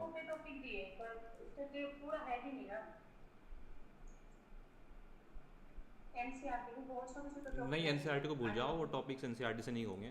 Don't worry, I will give you a PDF of this. मैंने बताया ना आपको PDF मिलेगी जो थ्योरेटिकल टॉपिक्स है, लास्ट में छोटे छोटे रह गए ना। So we will start uploading them very soon. Epsilon NFT to NFT convert कर रहे थे ना, जब आपने बताया कि डीएफटी कन्वर्ट कर रहे थे, तो आपने बताया कि पहले नल क्लोजर निकालो। हम अगर आज से हम लिखेंगे स्टेप 1 फाइंड की क्लोजर ऑफ ये जो दिया है इसका एप्सिलॉन एनएफटी। जो सेकंड स्टेप में आपने बताया था कि जो एक है उसका नल क्लोजर, मतलब अगर मुझे देखना है कि Q नॉट से A पर कहाँ जाएंगे, तो what I will do is पहले, हाँ पहला स्टेप लिखना है कि first will find the null closure of, मतलब आप पहला स्टेप तो ये हो गया, आप हर एक स्टेट का अलग से नल क्लोजर फाइंड आउट कर लो। मतलब मान लो आपको 3 स्टेट दी हुई है, राइट। सो आपको ये ट्रांजिशन फाइंड आउट करने से पहले what you should do is your step 1 should be find the null closure of each state, है ना। So you can find the null closure of Q0, या पहले ही, क्योंकि आपके काम आएगा, अगर आपने पहले ही निकाल के रख लिया तो आपको बार बार कैलकुलेट नहीं करना पड़ेगा। ये हम इसलिए कर रहे हैं क्योंकि हमें बार बार इन स्टेट्स के नल क्लोजर फाइंड आउट करने होंगे। तो हम नल क्लोजर पहले ही फाइंड आउट करके रख लेते हैं कि हाँ हम इन सब के नल क्लोजर फाइंड आउट कर लिए हमने, राइट. मान लो null closure of Q0 is Q0 Q1, null closure of Q1 is let's say Q1 Q2 and null closure of Q2 is let's say Q0 Q2. Right. उसके बाद में step 2 क्या होगा, अब हम ट्रांजिशन फाइंड आउट करने की कोशिश करेंगे. अब मुझे देखना है कि जो मेरा NFA बनेगा उसके अंदर Q0 से A पर कहाँ जाएंगे. राइट. सो पहला स्टेप ये होगा, पहले हम Q0 से A देखेंगे, Q0 से B देखेंगे, फिर हम Q1 से A देखेंगे, Q1 से B देखेंगे, क्योंकि हमें पूरा का पूरा फाइनाइट ऑटोमेटा बनाना है. राइट. फिर हम Q2 से A देखेंगे और Q2 से B देखेंगे. राइट. अगर हम और इसको ऐसे सुना चाहे कि स्टेप 2 में हम करेंगे ई क्लोजर ऑफ, फिर ब्रैकेट लगा के फिर ट्रांजिशन का साइन, फिर से ब्रैकेट लगा के ई क्लोजर, फिर हम जो मतलब मान लो जो स्टेट है Q0 देखेंगे, Q0 नो सर ई क्लोजर, हाँ इसके आउटसाइड, हाँ इसके आउटसाइड भी फिर से ई क्लोजर. अगर हम ऐसे कर दे, स्टेप 1 को बता दिया हमने ई क्लोजर फाइंड आउट किया, स्टेप सेकंड पे हमने अगर ये लिख दिया मतलब स्टेप सेकंड में ये फॉलो करेंगे. ऐसे भी कर सकते हो. Can repeat. नहीं बोल रही सर, अगर ऐसे लिखेंगे तो गलत नहीं होगा ना. क्या गलत होगा. मतलब अगर हम स्टेप 2 में ये बता दें कि हम ऐसे ये स्टेप्स फाइंड आउट करेंगे, Q0 की जगह हम स्टेट्स लिख दें, स्टेट्स, और A की जगह हम इनपुट सिंबल लिख दें, और फिर बाद में जैसे आप डिफाइन कर रहे हैं नहीं ये ऐसे ही लिखा जाएगा. It will be written like this only. Okay. वो गलत हो जाएगा आपका. इसमें इसका डेल्टा का मतलब है transition function, transition on from Q0 on A. तो ट्रांजिशन का इसका मतलब है simply transition from Q0 on A. ये बताने के लिए बताना होगा कि पहले Q0 से हम कहाँ पर जा सकते हैं नल को रीड करके, फिर उन स्टेट से हम A को रीड करके कहाँ पर जा सकते हैं, फिर उन सब स्टेट का नल क्लोजर क्या है. इसलिए हम 2 बार नल क्लोजर करते हैं, एक बार नल क्लोजर है ना, और फिर उसके बाद में हमें पूरा स्टेप बताना पड़ेगा कि नल क्लोजर ऑफ Q0, उसके बाद में जो स्टेट्स आई हमारे पास में उनसे हम ट्रांजिशन फाइंड आउट करेंगे A पर, और फिर जो हमारे पास में स्टेट्स आएगी उनका नल क्लोजर फाइंड आउट करेंगे. So we will have to show everything like this. और ये भी स्टेप, इसके अंदर भी 3 स्टेप्स हैं. पहला स्टेप ये है आपका, एक्सक्यूज मी सर, दूसरा स्टेप ये है आपका, और तीसरा स्टेप ये है आपका. Excuse me sir. Right. Surabhi, I told you ना, जस्ट सर इसमें जो लास्ट है एक्चुअली मुझे उसमें डाउट आया, इसलिए मैंने आपको बताइए. आपने इसमें Q0 A Q1 A कर दिया, बट हम ये इसमें कि जैसे हमारे पास जो आएगा नई स्टेट उसका आगे से हम A और B ट्रांजिशन लेंगे. मतलब जैसे आपने पिछली स्लाइड में आपने क्या किया था, Q0 से A लिया, आपने यहाँ पे सारी स्टेट्स का ट्रांजिशन दिखाया, बट हम Q0 से A पे जो ट्रांजिशन आएगी, जो भी स्टेट बनेगी उस पे हम A का लेंगे. फिर नहीं सर फिर इसमें ऐसे ही किया हुआ है BDFA बनाने में ना, वो तो वो एक डायरेक्ट, उसको इग्नोर करो आप. वो डायरेक्ट मेथड है नल NFA से DFA कन्वर्ट करने का. वो सॉल्यूशन समझ में नहीं आएगा, मैंने इंक्लूड कर दिया है, बट वो नल NFA से डायरेक्टली DFA कन्वर्ट करने का सॉल्यूशन है. You can directly do like this. Simple सा ये मेथड है, फॉलो दिस. इसके बाद में एक NFA आएगा, उस NFA को DFA में कन्वर्ट करना है अपनी नॉर्मल एल्गोरिथम यूज़ करके. ठीक है. ओके, उससे डायरेक्ट होगा, इससे NFA होगा. हाँ, इससे NFA बनेगा. जो टेस्ट सीरीज के जो सॉल्यूशन है उसमें डायरेक्टली DFA बना रहे हैं हम. वो थोड़ी सी कॉम्प्लिकेटेड प्रोसेस है, इसलिए मैं उसको फॉलो करने के लिए आपको नहीं बोल रहा हूँ. इसलिए बहुत सारे बच्चे बोल रहे हैं कि सर वो सॉल्यूशन समझ में नहीं आया है. वो सॉल्यूशन समझ में आएगा भी नहीं. सर मुझे हो गया वो, मतलब मेरे को वो माइंड में सेट हो गया. अच्छा, अगर वो सेट हो गया तो फिर तो बेस्ट है. मतलब आपका टाइम बहुत बचेगा. You will be able to actually save at least 5 minutes. Sir मैं अपनी क्वेरी पूछ सकती हूँ? 1 मिनट रुको, आपके बाद में लास्ट क्वेरी है. तो डाटा स्ट्रक्चर आपने तो वीडियोस में सी के थ्रू करवा रखा है. प्रोग्राम फिर हमने डेटा स्ट्रक्चर के पाइथन में भी करा रखे हैं सारे. डाटा स्ट्रक्चर सर स्टार्टिंग जो इंट्रोडक्शन और वो डेटा स्टैक वगैरह आप इसमें सी से वो इसलिए कराया हुआ है क्योंकि सी में समझना आसान है डेटा स्ट्रक्चर को. डेटा स्ट्रक्चर में कॉन्सेप्ट समझना बहुत ज़रूरी है. प्रोग्रामिंग लैंग्वेज, फिर से बोल रहा हूँ, programming language is not that much important. Data structure के कॉन्सेप्ट समझना बहुत ज़रूरी है. अगर आपको कॉन्सेप्ट पता है तो आप प्रोग्रामिंग लैंग्वेज जावा भी आपके सामने लाई जाए तो आप जावा में भी कर दोगे. तो इसीलिए वो सी में कराया गया है, क्योंकि हमेशा डेटा स्ट्रक्चर सी में ही कराते हैं। अब हमें एक्चुअल एग्जाम में पाइथन में कोड लिखना होगा। तो मैंने डायरेक्टली क्या किया, क्योंकि आपको कॉन्सेप्ट समझ में आ गया, तो आपको कोड की फाइल दी हुई है, आप देखोगे उसके अंदर एक फाइल है जिसके अंदर सारे इंप्लीमेंटेशन है, स्टैक, क्यू, लिंक लिस्ट और शॉर्टिंग एल्गोरिथम्स के, राइट। तो आप simply directly you can open that code and you can see how to implement in the Python. तो कॉन्सेप्ट समझाने के लिए हमने सी में करा हुआ है। Yes Deepa, Deepa Patil. Please everyone mute yourself. Sarika Goyal, mute yourself.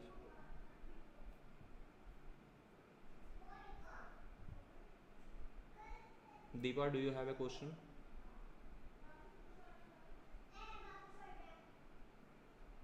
I think she is not here.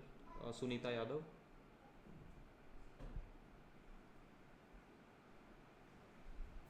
बाबा खाना खाना है? अभी खाएंगे। मैं तो स्कूल से आ गई। मेरी क्लास चल रही है।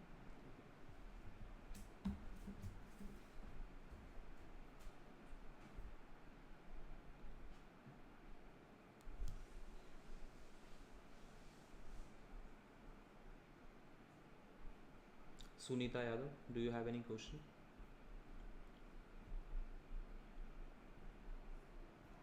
Okay, I think these both of them are not here. किसी और का कोई क्वेश्चन है? You can raise your hand and you can ask. Hello. Yes, Sarika. Sunita. Hello. हाँ जी नमस्ते सर। हेलो। Yes, बताइए। सर मैं ये कहती जो NFA से DFA कन्वर्ट कर रहे हैं, तो उसमें जो 5 वाली आती है ट्रांजिशन, डेड तो स्टेट। हाँ डेड स्टेट जी सर। तो उसमें कभी तो आपने कहीं ड्रॉ कर रखी, कहीं ड्रॉ नहीं करा सर, वो कहीं पर ज़रूरत नहीं पड़ी होगी ड्रॉ करने की। फॉर एग्जाम्पल सर समझ नहीं आ रहा मुझे कहाँ पे करनी चाहिए और कहाँ नहीं करनी चाहिए। ये मान लो आपके पास में कुछ ऐसे है ना, ये आपका NFA है, इसको हमें DFA में कन्वर्ट करना है। So what we will do, we will start with the initial state A, और हम A से देखेंगे कहाँ पर ट्रांजिशन है A का, Q0 से हमारा A पर कहाँ जा रहे हैं और B पर कहाँ जा रहे हैं, क्योंकि DFA की टेबल बना रहे हैं हम, है ना। DFA में हमें हर एक सिंबल पर ट्रांजिशन दिखाना होगा। Q0 से A पर हम कहाँ जा रहे हैं, Q1 पे जा रहे हैं, और Q0 से हम B पर कहाँ जा रहे हैं, कोई ट्रांजिशन नहीं है Q0 से B पर, तो हम 5 लगा देंगे, MPT, है ना। 5 मतलब MPT। अब हमारे पास में क्या कोई नई स्टेट आई है? यस, हमारे पास में 2 नई स्टेट आई है, Q1 and 5, right. We will take Q1 से हम A पर कहाँ जा रहे हैं, Q1 पर, B पर कहाँ जा रहे हैं, Q1 पे। अब हमारे पास में 5 एक नई स्टेट आई थी, 5 से हम ट्रांजिशन दिखाएंगे। 5 से A पर कहाँ जा रहे हैं, कोई ट्रांजिशन नहीं है। 5 से B पर कहाँ जा रहे हैं, कोई ट्रांजिशन नहीं है। ये आपका DFA बन गया। अब इसको DFA ड्रॉ कर दोगे। Q0 से हमारे पास में 3 स्टेट बनेगी, Q1 एंड Q5, है ना। 5 को आप नाम दे दो कुछ भी, Q2 लेट से, राइट। आपकी फाइनल स्टेट Q1 ही रहेगी, एंड ये आपका ट्रांजिशन एज इट इज़ रहेगा। B पर हम कहाँ जा रहे हैं, B पर हम 5 पे जा रहे हैं, और 5 से हम AB पर 5 पे जा रहे हैं। तो इस केस में आपको डेड स्टेट की ज़रूरत पड़ी। बस आपको ध्यान रखना है कि हर एक स्टेट से हर एक स्टेट पर ट्रांजिशन होना चाहिए, मतलब हर एक स्टेट से सिंगल पर ट्रांजिशन। बताओ कोई NFA बताओ मुझे जिसमें ज़रूरत ना पड़े। मेरे अकॉर्डिंग तो सभी में पड़ती है। नहीं ऐसा नहीं होता। मैं देखता हूँ एक NFA कोई, लेट मी सी, जस्ट मुझे 1 मिनट दो आप।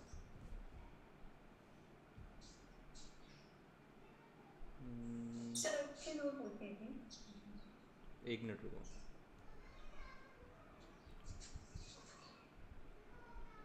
क्या ये NFA?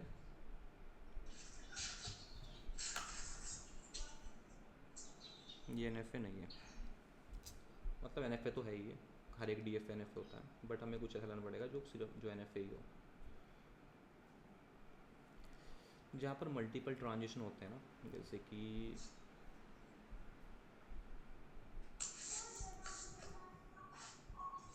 ये NFA, right.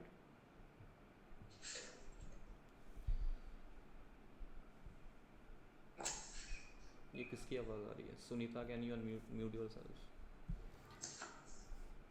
So this is NFA, right.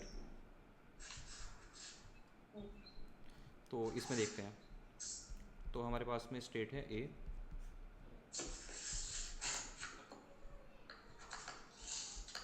Disturbance आ रहा है आपकी वॉइस में, can you mute yourself Sunita?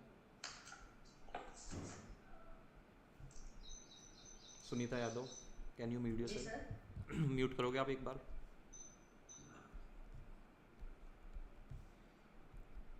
So see this, ए से हम 0 पर कहाँ जा रहे हैं? ए से हम 0 पर ए पर ही जा रहे हैं, है ना। और ए से 1 पे कहाँ जा रहे हैं? ए और बी पर, दोनों पे जा रहे हैं, राइट। तो इस वाले के लिए हम बना रहे हैं। हमारे पास में कोई नई स्टेट आई है? यस, हमारे पास में एक नई स्टेट आई है, ए बी। ए बी से हम 0 पर कहाँ जा रहे हैं? ए से हम 0 पर जा रहे हैं ए पर, और बी से हम 0 पर जा रहे हैं ए पर। तो ए बी से हम 0 पर ए पर ही जा रहे हैं। और ए बी से हम 1 पे कहाँ जा रहे हैं? ए से 1 पे हम जा रहे हैं ए और बी पर, और बी से 1 पे बी पे। So we are going on A B, है ना। क्या कोई नई स्टेट आई है? कोई नई स्टेट नहीं आई है। 2 ही स्टेट आएगी DFA के अंदर भी, that is Q0, Q1। Q1 आपकी फाइनल स्टेट होगी, और you can say A and A B.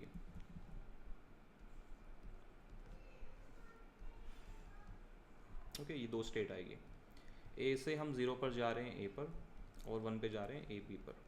A B से हम 0 पर जा रहे हैं ए पर, और ए बी से हम 1 पे जा रहे हैं ए बी पर।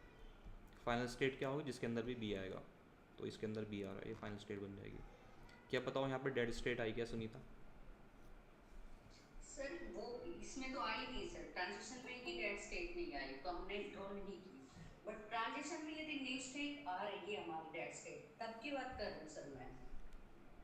समझा नहीं मैं। डेड स्टेट वाला भी दिखा दिया मैंने एग्जांपल आपको, नॉन डेड स्टेट वाला भी दिखा दिया। सर इसमें तो आपने क्या है कि जब DFA की स्टेट ट्रांजिशन स्टेट वाला बनाया डायग्राम, तब आ ही नहीं सर इसमें डेड स्टेट। क्यों आएगी? आएगी नहीं ना, क्योंकि ट्रांजिशन हर एक स्टेट से, हर एक स्टेट के लिए डिफाइंड है।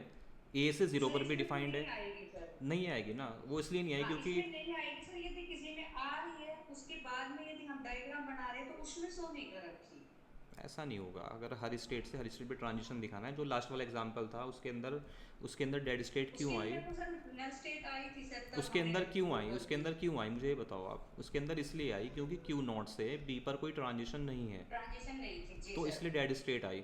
इस केस में क्या था? इस केस में आपका स्टेट A से 0 पर भी ट्रांजिशन था और 1 पे भी ट्रांजिशन था, तो इसलिए डेड स्टेट आने की पॉसिबिलिटी नहीं है। अब B पर देखो, B पर भी 0 पे भी ट्रांजिशन है और 1 पर भी ट्रांजिशन है, तो क्या डेड स्टेट आएगी? नहीं आएगी। आपको बस ये देखना है क्या हर एक, अगर NFA के अंदर हर एक स्टेट से हर इनपुट सिंबल पर ट्रांजिशन है तो डेड स्टेट नहीं आएगी। हो सकता है मल्टीपल ट्रांजिशन हो, राइट। ऐसा हो सकता है ना कि DFA और NFA में क्या डिफरेंस है? DFA और NFA में ये डिफरेंस है कि नॉन डिटर्मिनिज्म होगा। नॉन डिटर्मिनिज्म मतलब DFA के अंदर A पर एक ही ट्रांजिशन हो सकता है, NFA के अंदर मल्टीपल ट्रांजिशन हो सकते हैं A पर, राइट, इस तरह से। तो ये आपका non determinism, this is called non determinism, मतलब जहाँ पर चॉइसेस हो, राइट। अगर आपका DFA के अंदर मान लो B पर भी ट्रांजिशन है, राइट, यहाँ पर B पर भी ट्रांजिशन है और यहाँ पर भी B पर ट्रांजिशन है, यहाँ पर डेड स्टेट नहीं आएगी। Okay, there will not be no dead state in this. इस वाले एग्जांपल में डेड स्टेट क्यों नहीं आई? इस वाले एग्जांपल में डेड स्टेट इसलिए नहीं आई क्योंकि A से 0 पे भी ट्रांजिशन है, 1 पे भी ट्रांजिशन है। B से 0 पे भी ट्रांजिशन है, 1 पे भी ट्रांजिशन है। लास्ट वाले में क्यों आई डेड स्टेट?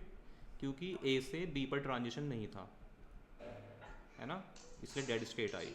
तो अगर हर NFA के अंदर हर स्टेट से हर सिंबल पर ट्रांजिशन है तो डेड स्टेट नहीं आएगी। बस सिंपल सा कॉन्सेप्ट है। एक क्वेश्चन है मेरा।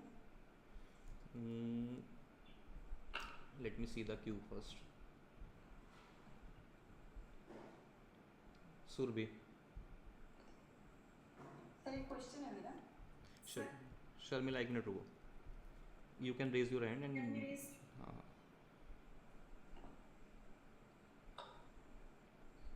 सो क्यू में अभी सुरभि है और संदीप है। किसी और का क्वेश्चन है तो वो हैंड रेज कर सकता है, उसके बाद उसका नंबर आएगा। सर मेरे 2 क्वेश्चंस हैं। फर्स्ट क्वेश्चन है, जब हम किसी भी ग्रामर में S goes to S note और नल करते हैं, नल प्रोडक्शन रिमूव करने के लिए जो जो स्टार्टिंग स्टेट में होती है, तो हम क्या कहते हैं जब CNF में बनाते हैं उसमें हमें S नोट की में वैल्यू डालनी पड़ती है और कईयों में नहीं करनी पड़ती, तो उसमें कंफ्यूजन हो रही है। समझा नहीं मैं, क्वेश्चन क्या है आपका? देखो जैसे पहली चीज़, S अगर नोट्स, अगर किसी भी ग्रामर के अंदर स्टार्टिंग सिंबल नल जनरेट कर रहा हो डायरेक्टली हाँ जी, या फिर indirectly, for example S tends to A भी है और A टेंस टू भी नल है और B टेंस टू भी नल है, तो इस केस में इनडायरेक्टली S जो है वो नल जनरेट करेगा, है ना। अगर आप AB को नल रख दोगे तो यहाँ पे नल आ जाएगा। उस ग्रामर को आप CNF और GNF में कन्वर्ट नहीं कर सकते हो। पहला, ये मैंने पहली क्लास में बताया था, if any grammar generates null that can not be converted to CNF और GNF। ये इस पॉइंट मिस हो गया सर मेरे से। देखो और वहाँ पे जैसे आप कि उसकी मुझे PDF मिली देखोगे है, ना, PDF में लिखा हुआ है साफ साफ, any grammar without null can be converted to CNF और GNF। अगर हम हर ग्रामर को CNF में कन्वर्ट कर पाते तो फिर तो बहुत ही आसान काम हो गया था हमारा। पार्सर को जो है बहुत ही कम काम करना पड़ता, राइट। पार्सर जो है वो 2n-1 स्टेप में ही पता लगा लेगा कि स्ट्रिंग बिलोंग करती है लैंग्वेज के अंदर या नहीं। हम CNF यूज़ क्यों करते हैं? CNF बहुत ही अच्छी चीज़ है एक्चुअली। CNF अच्छी चीज़ क्यों है? फॉर एग्जांपल मान लो आपके पास में S टेंस टू A भी ऐसी कोई ग्रामर है और A tends to A and B tends to B। CNF ये बोलता है कि मान लो अगर आपको एक देखना है कि मान लो एक ग्रामर G1 है, CNF बोलता है अगर आपके पास में कोई स्ट्रिंग है W, है ना, और आपको चेक करना है कि यार W इस लैंग्वेज से बिलोंग करेगी क्या, जो ये ग्रामर जनरेट करेगी उस लैंग्वेज से बिलोंग करेगी क्या, आपको ये चेक करना है।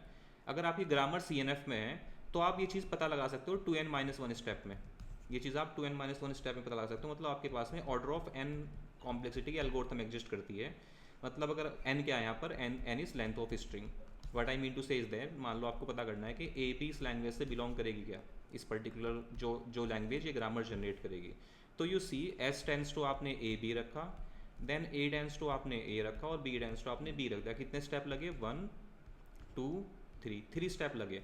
अब देखो ध्यान से, स्ट्रिंग की लेंथ क्या है? स्ट्रिंग की लेंथ है 2, राइट। तो आपको बस 2 × 2 -1 स्टेप लगे ना, 3 स्टेप ही लगे। तो पार्सर भी तो ये करता है ना। पार्सर क्या करता है? पार्सर के पास में ग्रामर है। पार्सर का काम क्या है? पार्सर का काम सिंपल सा ये है, पार्सर को आप एक ग्रामर दे दो, कोई भी पार्सर हो, लेफ्ट टॉप डाउन या बॉटम अप, इसको आप ग्रामर देते हो एज इनपुट और इसको आप देते हो स्ट्रिंग। आप उससे पूछते हो बताओ कि ये स्ट्रिंग इस ग्रामर से बिलोंग करती है क्या। अगर ये पार्सर जो है वो पार्स ट्री बना सकता है इस स्ट्रिंग के लिए इस ग्रामर से, तो बिलोंग करती है, नहीं तो नहीं करती, राइट। और अगर पार्सर जो ये ग्रामर है अगर ये CNF में है तो पार्सर बहुत ही फास्ट, मतलब बहुत ही स्पीड के साथ में बता देगा कि हाँ स्ट्रिंग बिलोंग करती है या नहीं करती है, 2n-1 स्टेप में बता देगा। सो इसलिए CNF बहुत अच्छी चीज़ है, लेकिन हर एक ग्रामर CNF में कन्वर्ट नहीं करी जा सकती। Okay, I hope you understood this. Sir और सेकंड चीज़ मुझे पूछनी थी कि मेरे को अभी पाइथन करनी है, तो मुझे आपकी कंप्लीट कोर्स वाली वीडियोस देखनी चाहिए या रिवीजन वाली, क्योंकि टाइम कम है। रिवीजन में हमने पाइथन शायद इतनी ज़्यादा नहीं कराई है, तो फुल सिलेबस में से 18 वीडियो है। 18 वीडियो देखने में आपको 3 दिन लगेंगे अगर आप 3-4 वीडियो देखते हो daily. So try to finish from those videos, आपको काफ़ी कुछ नई चीज़ें मिलेगी। हाँ हाँ,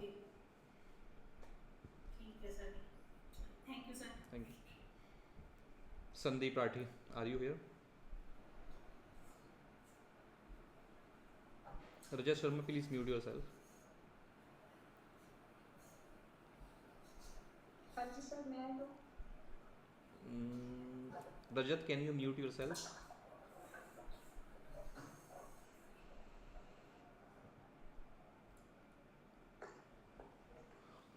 संदीप नहीं है आई थिंक क्लास में। शर्मिला। जी सर। यस। सर जब एक क्वेश्चन है कि अगर सपोज A एंड B की कोई स्ट्रिंग मतलब लैंग्वेज है A एंड B स्टार, तो sir at every odd position sir अगर इस टाइप से निकालना है हमें, ये तो बहुत ही कॉम्प्लेक्स लैंग्वेज है एक्चुअली PGD के हिसाब से। You are seeing that then in that case sir हम इवन प्लेसेस पे A भी आ सकता है ना सर, अगर ओड के लिए सिर्फ गिवन है कि ओड पोजीशन पे A आना चाहिए। You are seeing that every odd position contains A। जी सर, जी। तो आपको ये इंश्योर करना है कि हर एक ऑड पोजीशन पर A आना चाहिए।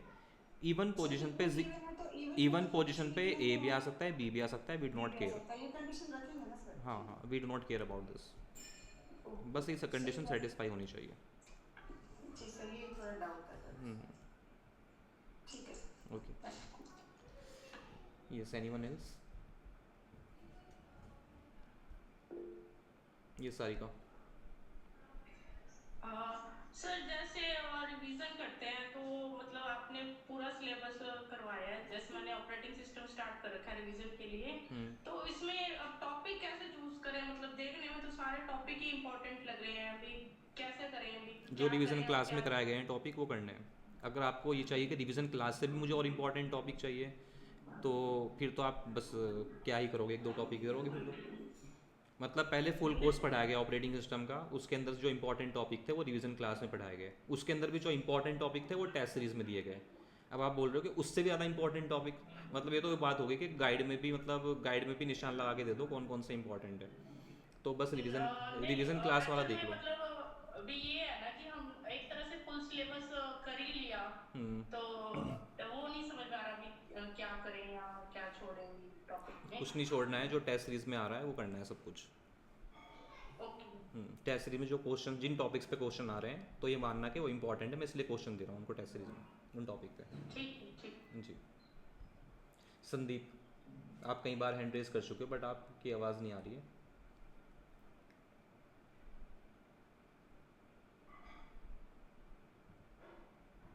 या फिर संदीप को मेरी आवाज़ नहीं आ रही है।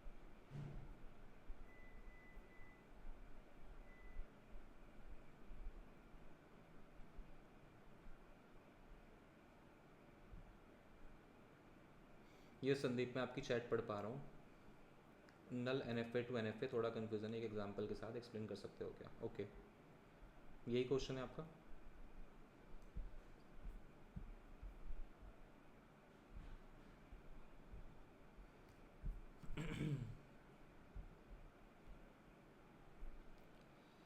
ओके, कोई नल NFA ले लेता हूँ मैं।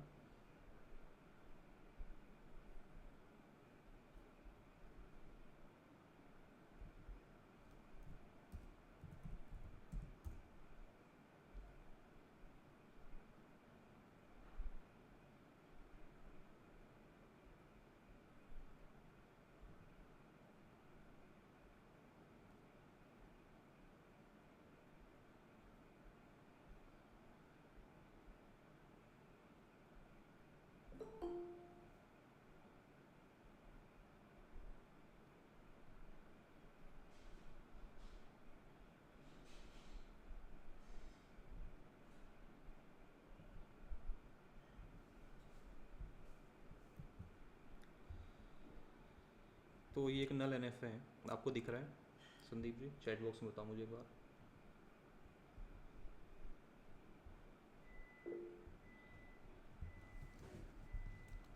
इसके अंदर नल ट्रांजिशंस हैं, मुझे Q0 से Q1 है ना, Q0 से Q4 एंड Q2 से Q1, Q2 से Q3। So we have to convert this into null NFA without null moves, right? So step 1 will be, आप सारे के सारे स्टेट्स का नल ट्रांजिशन फाइंड आउट कर लो, means null closure. So null closure का मतलब क्या है? Null closure means, null closure of Q0 means all the state we can reach from Q0 without reading any symbol, मतलब जहाँ पर हम फ्री में जा सकते हैं by reading simply null। तो Q0 से हम Q0 पे null पे जा सकते हैं, देन Q0 टू Q1 जा सकते हैं हम null ट्रांजिशन से। ओके, अगर हम Q0 से Q1 पे जा सकते हैं और Q1 से भी कहीं और जा सकते हैं तो हम वो भी ऐड करते हैं यहाँ पर null closure में, राइट? सो मतलब सिंपल सा मतलब ये है कि Q0 से अगर Q1 पे आप null closure से जा रहे हो और Q1 से भी कहीं पर जा सकते हो बाय रीडिंग नल, तो आप Q0 से भी Q2 पर जा सकते हो by reading null, right? So Q0 से Q1 पे चले गए, Q1 से कोई नल ट्रांजिशन नहीं है, Q0 से Q4 पर जा सकते हैं, राइट? सो Q0 से Q4 पर जा सकते हैं, this is the null transition, null closure of Q0। उसके बाद में null closure of Q1। So null closure of Q1 will give you only Q1, क्योंकि Q1 से कोई नल ट्रांजिशन नहीं है ना? उसके बाद में नल क्लोजर ऑफ Q2, ये आपको देगा Q2। So null closure of Q2 will be, Q2 से आप Q2 पर जा सकते हो, Q2 से आप Q1 पे जा सकते हो, Q2 से आप Q3 पर जा सकते हो, है ना? सो Q2 से Q2 पर, Q2 से Q1 एंड Q2 से Q3। उसके बाद में नल क्लोजर ऑफ Q3 क्या होगा? Null closure of Q3 will be, so Q3 से कोई नल ट्रांजिशन नहीं है तो Q3 विल बी। उसके बाद में Q4 का नल क्लोजर क्या होगा? सो Q4 से हम कहीं नहीं जा सकते हैं, तो Q4 ही होगा। राइट।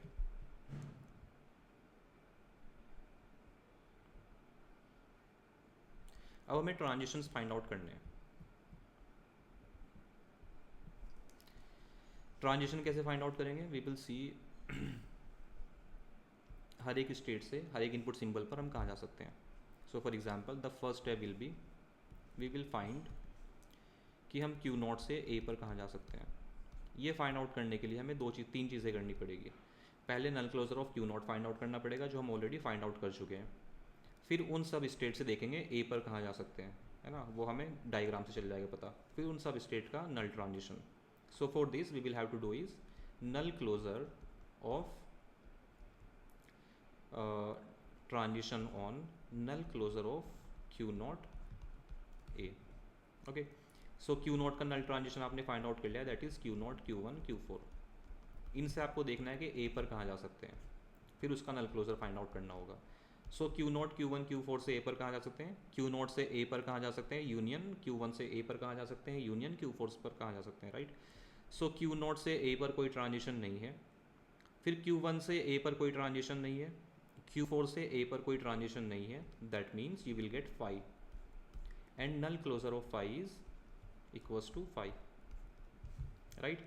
इसी तरह से फिर आप देखोगे delta null closure on, so delta Q naught B, मतलब आप Q नॉट से B पर कहाँ जा सकते हो। So you will see the null closure of Q naught, जो कि हम ऑलरेडी फाइंड आउट कर चुके हैं, Q नॉट Q1 Q4। इन सब स्टेट से आप देखोगे B पर कहाँ जा सकते हो, फिर जहाँ पर भी जा सकते होंगे उनका नल क्लोजर फाइंड आउट कर लोगे। सो Q नॉट से B पर कोई ट्रांजिशन नहीं है, Q1 से B पर हम Q2 पर जा सकते हैं, और Q2 और Q4 से B पर कोई ट्रांजिशन नहीं है। So we have only null closure of Q2, है ना, क्योंकि Q नॉट Q1 Q4 से हम B पर जा सकते हैं सिर्फ Q2 पर, ये वाला transition. Okay, so null closure of Q2 क्या है, हम ऑलरेडी फाइंड आउट कर चुके हैं, दैट इज़ Q2। इसका मतलब ये कि Q नॉट से हम B पर Q2 पर जा सकते हैं, राइट। आप चाहो तो इसकी NFA की टेबल बनाते जाओ साथ साथ, थोड़ा आसान रहेगा, A and B। So Q naught से A पर हम कोई ट्रांजिशन नहीं है, NFA की टेबल के अंदर आपको यहाँ पर 5 लिखने की ज़रूरत नहीं है, means simply will say no transition. और Q नॉट से B पर कहाँ जाएंगे हम, Q2 पर। Okay, then in the same manner you will see कि Q1 से हम A पर कहाँ जा सकते हैं, delta Q1 A।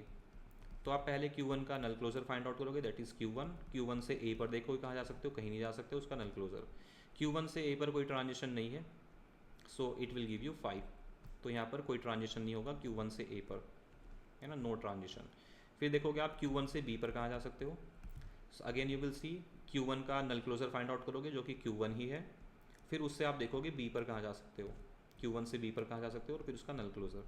So Q1 से B पर कहाँ जा सकते हैं, Q2 पर जा सकते हैं, राइट। और Q2 का नल क्लोजर क्या है, Q2 का नल क्लोजर है आपका Q2, राइट। सो मतलब Q1 से आप B पर जा सकते हो Q2 पर। ये हम वेरीफाई कर लेते हैं, we can see Q naught से नल इंटू B रीड करके हम Q2 पर जा सकते हैं, तो साफ है, सही है ना। मतलब Q नॉट से Q2 पर कैसे जा रहे हैं, by reading null into B, मतलब Q नॉट से Q2 पर हम B रीड करके जा सकते हैं, तो हमारा सही है। Q1 से हम B रीड करके Q2 पर जा सकते हैं, राइट। और Q1 से हम B रीड करके Q3 पे भी जा सकते हैं, तो ये भी आना चाहिए, राइट। सो Q2 के नल क्लोजर में तो Q2 Q1 Q3 है, तो मैंने यहाँ पर गलत लिखा है, null closure of Q2 is Q1 Q2 Q3, right. तो यहाँ पर आपका आएगा Q1 से B पर हम जाएंगे Q1 Q2 Q3 पर। इन द सेम मैनर आप Q2 के लिए देखोगे,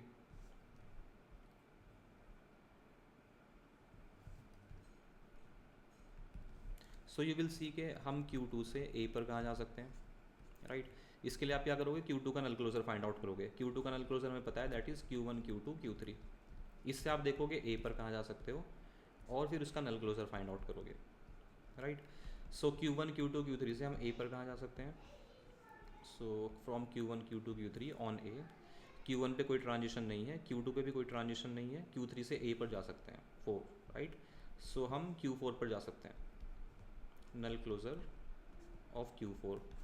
Q4 का नल क्लोजर क्या है, Q4 है। इसका मतलब ये है कि हमारी जो टेबल है उसके अंदर हमने एक ट्रांजिशन और फाइंड आउट किया कि हम Q2 से A पर हम Q4 पर जा सकते हैं।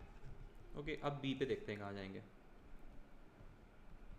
सो Q2 से B पर कहाँ जाएंगे, दैट डिपेंड्स ऑन पहले Q2 का नल क्लोजर फाइंड आउट करेंगे जो कि Q1 Q2 Q3 है, फिर उससे देखना है कि B पर कहाँ जा रहे हैं, फिर उसका पूरा का पूरा नल क्लोजर फाइंड आउट करना है। सो Q1 Q2 Q3 से हम B पर कहाँ जा रहे हैं, Q1 से B पर Q2 पर जा रहे हैं, Q2 से B पर कहीं नहीं है और Q3 से B पर कहीं नहीं है, तो मतलब Q2 आएगा simply. So we will get only Q2, null closure of Q2. Null closure of Q2 we have already seen, that is Q1 Q2 Q3। इसका मतलब ये कि हमारी टेबल के अंदर एक और ट्रांजिशन आ गया है, दैट इज़ Q2 से हम B पर जा सकते हैं, Q1 Q2 Q3। हम इसको वेरीफाई कर लेते हैं। सो Q2 से हम Q3 पर जा सकते हैं बाय रीडिंग नथिंग, राइट। हम नल रीड करके Q1 पे जा रहे हैं तो हम B रीड करके, so we can see that Q2 से नल B, तो हम Q2 से B रीड करके कहाँ पर जा सकते हैं, Q1 पे जा सकते हैं, राइट। Q2 से B रीड करके हम Q1 पे जा सकते हैं और Q2 से Q3 पे भी जा सकते हैं, है ना। Q2 का नल क्लोजर है Q2 Q1 Q3, सो Q2 Q1 Q3, राइट। इसी तरह से बाकी स्टेट के लिए आप फाइंड आउट कर लोगे, then you will find for Q3 से A पर कहाँ जा सकते हैं, है ना, Q3 से B पर कहाँ जा सकते हैं, then you will C Q4 से A पर आपकी टेबल आ जाएगी, है ना, NFA की टेबल आ गई, आपने अभी फाइंड आउट करी Q0 Q1 Q2 Q3 Q4। इस NFA की टेबल से आप DFA कन्वर्ट कर लोगे by using the subset construction algorithm. I hope you understood this. Try to complete this question in the same method.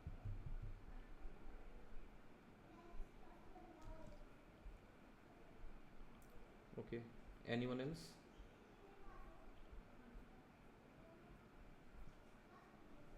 So we have 10 more minutes. किसी को कोई question पूछना है तो पूछ सकते हैं।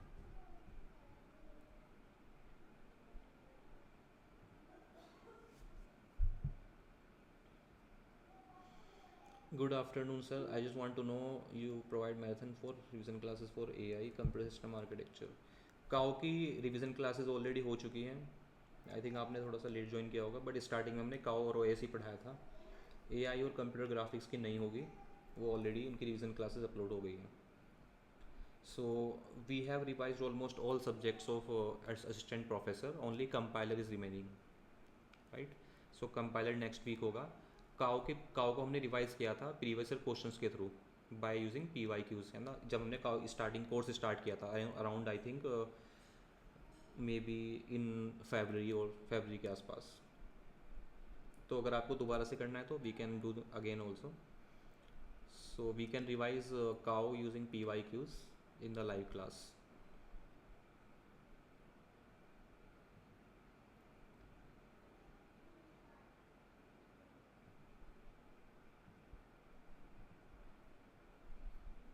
Okay, किसी और कोई डाउट है?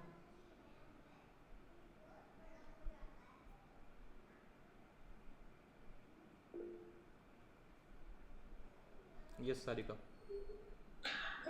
सर एक वो हमें फ्लोटिंग पॉइंट रिप्रेजेंटेशन वाला करना टॉपिक। हाँ कर सकते हो, अगर थोड़ा सा टाइम है आपके पास, मतलब आपके टॉपिक जो सारे इंपॉर्टेंट टॉपिक्स हैं वो हो गए हैं, तो फ्लोटिंग पॉइंट सिलेबस में है और मैंने क्वेश्चंस भी कराए हैं उस पर, तो यू कैन डू दैट। ज़्यादा बड़ा टॉपिक नहीं है, आई थिंक मैक्सिमम 1 आवर लगेगा। ओके सर, उसमें वो जो अलग अलग रिप्रेजेंटेशन है अभी एब्सिडिक और वो भी, वो उसमें कैसे लिखते हैं वो नहीं है आता। कौन से? सो उसमें है ना कि डिफरेंट फॉर्मेट है कि एब्सिडिक है, एस्काई कोड भी इस तरह से, तो उसमें हमें कोई नंबर लिखना है वो कैसे लिखेंगे? You are saying character encodings. हाँ जी हाँ जी। एस्काई एंड जो इंडिया की एक कौन सी है? हाँ जी। है ना, तो उसमें तो कुछ नहीं है, वो टेबल्स याद रखने की बात है, और टेबल को याद रखने का एक शॉर्टकट जो है मैंने एक टेस्ट में बताया हुआ है, एक टेस्ट के सॉल्यूशन में, डिजिटल लॉजिक डिज़ाइन के टेस्ट के सॉल्यूशन में बताया हुआ है, राइट। तो उसमें कोई ऑप्शन नहीं है आपके पास में। उसमें दिमाग लगाने वाली चीज़ें बस इतनी है कि अगर आपको पूछा गया कि प्रिंट A-B, राइट, आपसे अगर ऐसे पूछा गया तो आपको बस इतना पता होना चाहिए कि A जो है वो B से पहले आता है। अगर A का जो एस्काई कोड है वो 65 है, तो A-B will be let's say 65 - 66। तो इस तरह के क्वेश्चन हो सकता है आ जाए, बट मोस्टली मुझे लगता है कि थियोरेटिकल क्वेश्चन ही आएंगे उस पर। तो वो तो टेस्ट के जो क्वेश्चन है उनको आप देख लो एक बार, that will be enough.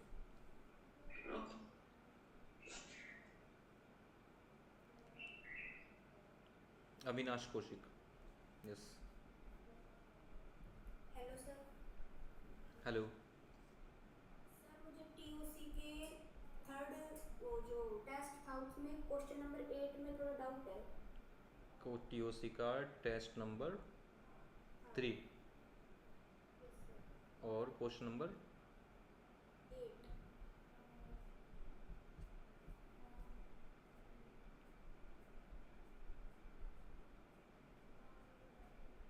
Question number 8 आपको उसमें फाइनाइट ऑटोमेटा में कन्वर्ट करना है ना।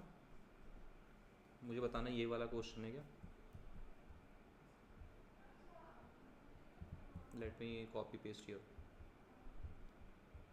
सर उसमें ग्रामर है, कंसीडर द ग्रामर। ये वाला क्वेश्चन है क्या। Yes sir. जी सर। क्या करना है इसमें।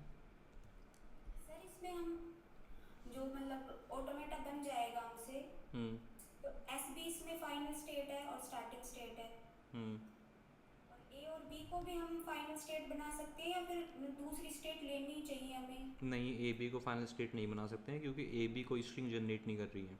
मतलब आप इसको इस तरह से समझो, ग्रामर और फाइनाइट ऑटोमेटा को कंपेयर करना हो तो ग्रामर भी मान लो रेगुलर ग्रामर है ना, एक फाइनाइट ऑटोमेटा है। तो ग्रामर के अंदर आपका स्टार्टिंग सिंबल होता है, start symbol, right. It is same as the start state in the finite automata, right. Grammar के अंदर आपके पास में टर्मिनल्स होते हैं, फॉर एग्जांपल ए बी 0 1 और वट एवर। वो फाइनाइट ऑटोमेटा के अंदर जो आपके अल्फ़ाबेट्स होते हैं they are same thing, okay.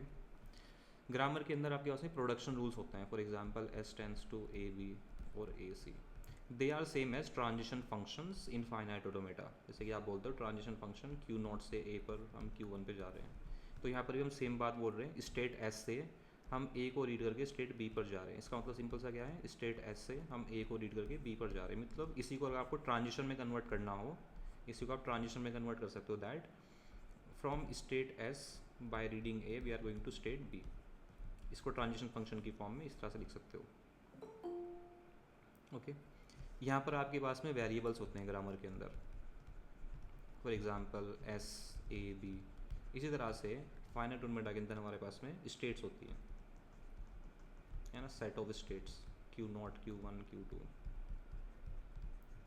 So similarities हैं ग्रामर और फाइनाइट ऑटोमेटा में, इसलिए हम किसी भी ग्रामर को फाइनाइट ऑटोमेटा में कन्वर्ट कर सकते हैं। फाइनल स्टेट कौन सी बनाएंगे हम, इसका मतलब समझो आप ग्रामर का, जिस तरह से मैं बता रहा हूँ तो आपको फाइनल स्टेट बनाने में कोई ज़्यादा दिक्कत नहीं होगी। So we are saying that we have a state S, right, और एस से आप फाइनल स्टेट पे पहुँच सकते हो बाय यूजिंग नल। इसका मतलब क्या है कि इनिशियल स्टेट ही फाइनल स्टेट है।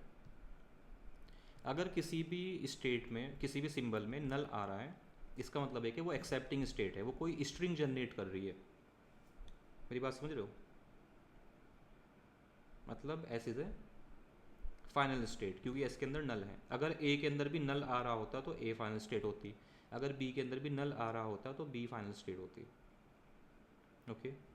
सो पहला ट्रांजिशन है एस टेंस टू ए ए। इसका मतलब क्या है, एस से हम ए को रीड करके स्टेट ए पर जा सकते हैं। फिर आपका S tends to B B. इसका मतलब सिंपल सा ये है कि स्टेट एस से हम बी को रीड करके बी पर जा सकते हैं। मतलब इसको ट्रांजिशन की फॉर्म में देखो आप। ट्रांजिशन कैसे हैं, एस से आप ए को रीड करके ए पर जा सकते हो। जब आप बोल रहे हो एस टेंस टू ए ए, उसका मतलब ये है ट्रांजिशन की फॉर्म में, राइट। देन इसके हम तीनों ट्रांजिशन हैंडल कर लिए। We are saying that from A by reading A we can go to S, by reading A we can go to S, right. तो आप ध्यान से देखो तो आपकी ग्रामर क्या जनरेट कर रही है, आपकी ग्रामर ए जनरेट कर रही है ना। एस से आप ए को रीड करके ए पर पहुंच गए और ए से आप ए को रीड करके वापस एस पर पहुंच गए। क्या आपकी ग्रामर ए जनरेट कर रही है, तो S tends to A, right, and then A tends to A S और एस टेंस टू नल। तो आपकी ग्रामर ए जनरेट करी तो हमारा फाइनाइट ऑटोमेटा ठीक है, फाइनल स्टेट ऐसी ही होनी चाहिए, है ना। और फिर आपने कहा ए से आप बी को रीड करके ए पर पहुंच सकते हो, मतलब आपके पास में सेल्फ लूप है बी का। Then you are saying that from B we can read B and we can go to final state, that is B S है ना, बी से बी रीड करके हम एस पर जा रहे हैं, और बी से हम ए को रीड करके फाइनल एस बी पर जा रहे हैं, राइट। तो ये ठीक है। हमने सॉल्यूशन के अंदर यहाँ पर एक फाइनल स्टेट बनाई है बाय रीडिंग नल, इस तरह से। ये ऑप्शनल है, आप चाहो तो बना लो, आप चाहो तो छोड़ सकते हो। इतना फाइनाइट ऑटोमेटा भी करेक्ट है हमारा, this finite automata is also correct.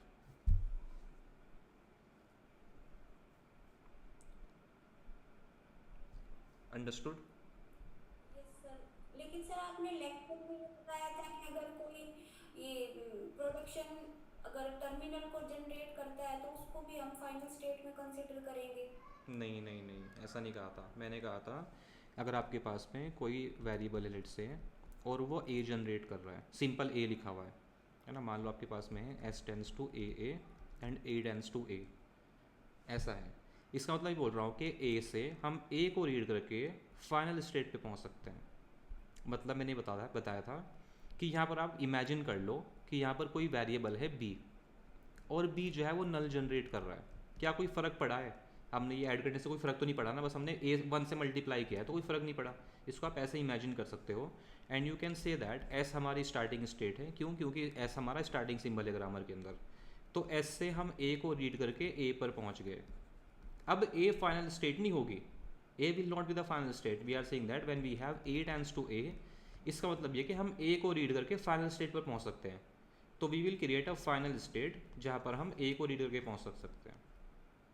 तो आप ग्रामर देखो, ग्रामर क्या जनरेट कर रही है? ग्रामर हमारी ए जनरेट कर रही है, एस टेंड्स टू ए, और फिर ए को आपने ए रख दिया तो ए जनरेट करेगी, सिर्फ एक ही स्ट्रिंग जनरेट करेगी। हमारा फाइनाइट ऑटोमेटा भी ए जनरेट कर रहा है।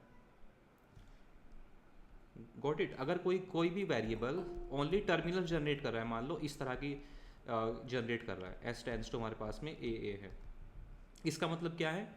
इसका मतलब ये कि स्टार्टिंग स्टेट से हम ए को रीड करके एक नई स्टेट पर पहुंच जाएंगे ए पर। इसका मतलब क्या है कि हम ए बी को रीड कर फाइनल स्टेट पर पहुंच जाएंगे। By reading A B we will reach the final state, क्योंकि यहाँ पर कोई वेरिएबल नहीं है। आप इसको इमेजिन कर सकते हो कि यहाँ पर कोई वेरिएबल है बी, ऐसे आप चाहो तो ऐड कर सकते हो नल ट्रांजिशन, कोई फ़र्क नहीं पड़ेगा ग्रामर पे, ग्रामर फिर भी वही रहेगी सेम आपकी। So we are saying that we have a starting state A S, उससे हमने ए को रीड किया और हम कैपिटल ए पर पहुँचे, जो एक नई स्टेट है। अब कैपिटल ए से हम ए बी को रीड करके फाइनल स्टेट पर पहुँच रहे हैं। मतलब यहाँ पर आप इंटरमीडिएटरी कोई स्टेट्स बनाओगे जिससे कि आप ए बी का यूज़ करके फाइनल स्टेट पर पहुँच रहे हो, ये आपकी फाइनल स्टेट हो जाएगी। तो आपकी ग्रामर क्या एक्सेप्ट कर रही है? आपकी ग्रामर क्या जनरेट कर रही है? एस टेंड्स टू ए, है ना, और फिर ए क्या जनरेट कर रहा है? A B, right. So you have generated A triple A B. Grammar क्या जनरेट, आपकी ऑटोमेटा क्या जनरेट कर रहा है? A B triple A B. सही है, हमारा ऑटोमेटा सही है। That's what we are meaning by the, अगर कोई वेरिएबल सिर्फ टर्मिनल जनरेट कर रहा है, इसका मतलब सिंपल सा ही है। अंडरस्टूड? अब समझ गए ना? जी सर, जी सर। सर आपने वो एक एक्सरसाइज भी दे रखी है रेगुलर ग्रामर और फाइनाइट ऑटोमेटा पे, सर उसके सॉल्यूशन मिल जाते हैं तो थोड़ा और अच्छे से क्लियर हो जाते हैं ये टॉपिक। हाँ मैं भेजता हूँ आज। सर एक छोटा सा डाउट है, बेसिक है लेकिन। सर एक तो जैसे ये होते हैं अल्फाबेट 0,1 एक 0+1, सर इससे क्या स्ट्रिंग जनरेट होगी? सेम चीज़ है, दोनों सेम चीज़ है। अगर आपके लिखा हुआ है 0,1, it is same as 0+1, it is same as 0 union 1, तीनों का मतलब सेम ही है। You will get only 2 strings, 0 और 1, 2 स्ट्रिंग जनरेट होगी बस। अगर कहीं पर लिखा है 0 कॉन्केटिनेशन 1, तो इसका मतलब है कि एक स्ट्रिंग जनरेट होगी, दैट इज़ 0 1, सिंगल स्ट्रिंग। ये 2 स्ट्रिंग्स है, एक 0 है एक 1 है।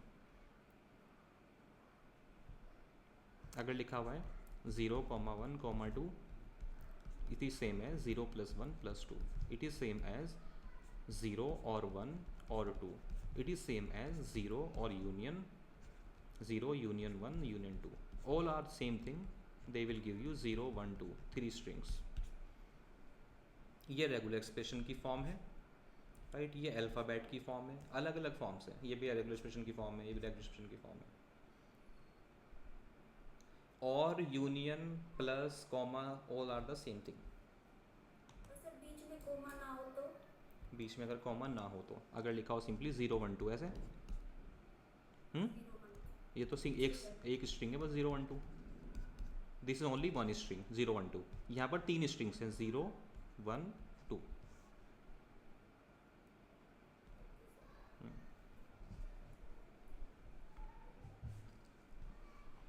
Yes, anyone else have any doubt?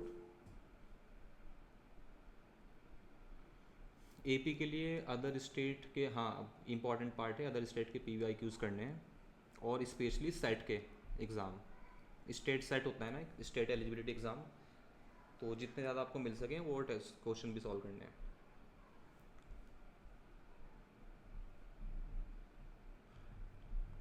Net और सेट तो इम्पॉर्टेंट है असिस्टेंट प्रोफेसर एग्ज़ाम के लिए। और वो मैंने जो प्रीवियस ईयर क्वेश्चन कराए हैं लाइव क्लासेस में, हर एक सब्जेक्ट के कराए हमने सब्जेक्ट वाइज, है ना। फरवरी में स्टार्ट किया था हमने और अभी तक हम सारे सब्जेक्ट के PYQs कराए हैं। उसके अंदर हमने स्टेट के PYQs भी कराए हैं। अगर कोई सब्जेक्ट मिसिंग है किसी के असिस्टेंट प्रोफेसर के कोर्स में, please let me know immediately, क्योंकि आपका एग्ज़ाम 15 जून को बहुत ही पास आ रहा है, तो you should not miss anything.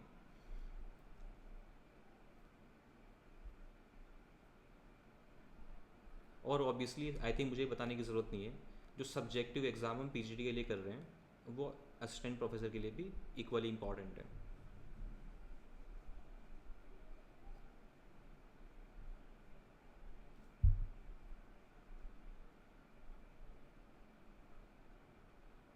Okay then, anyone have any last question?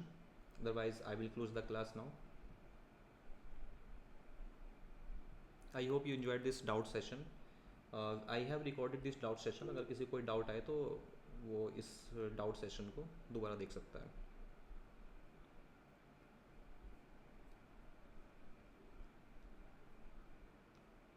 So I will upload this doubt session on the YouTube and I will send you the link. अगर आपको दोबारा देखना है तो दोबारा देख सकते हैं। Thank you all and have a good day.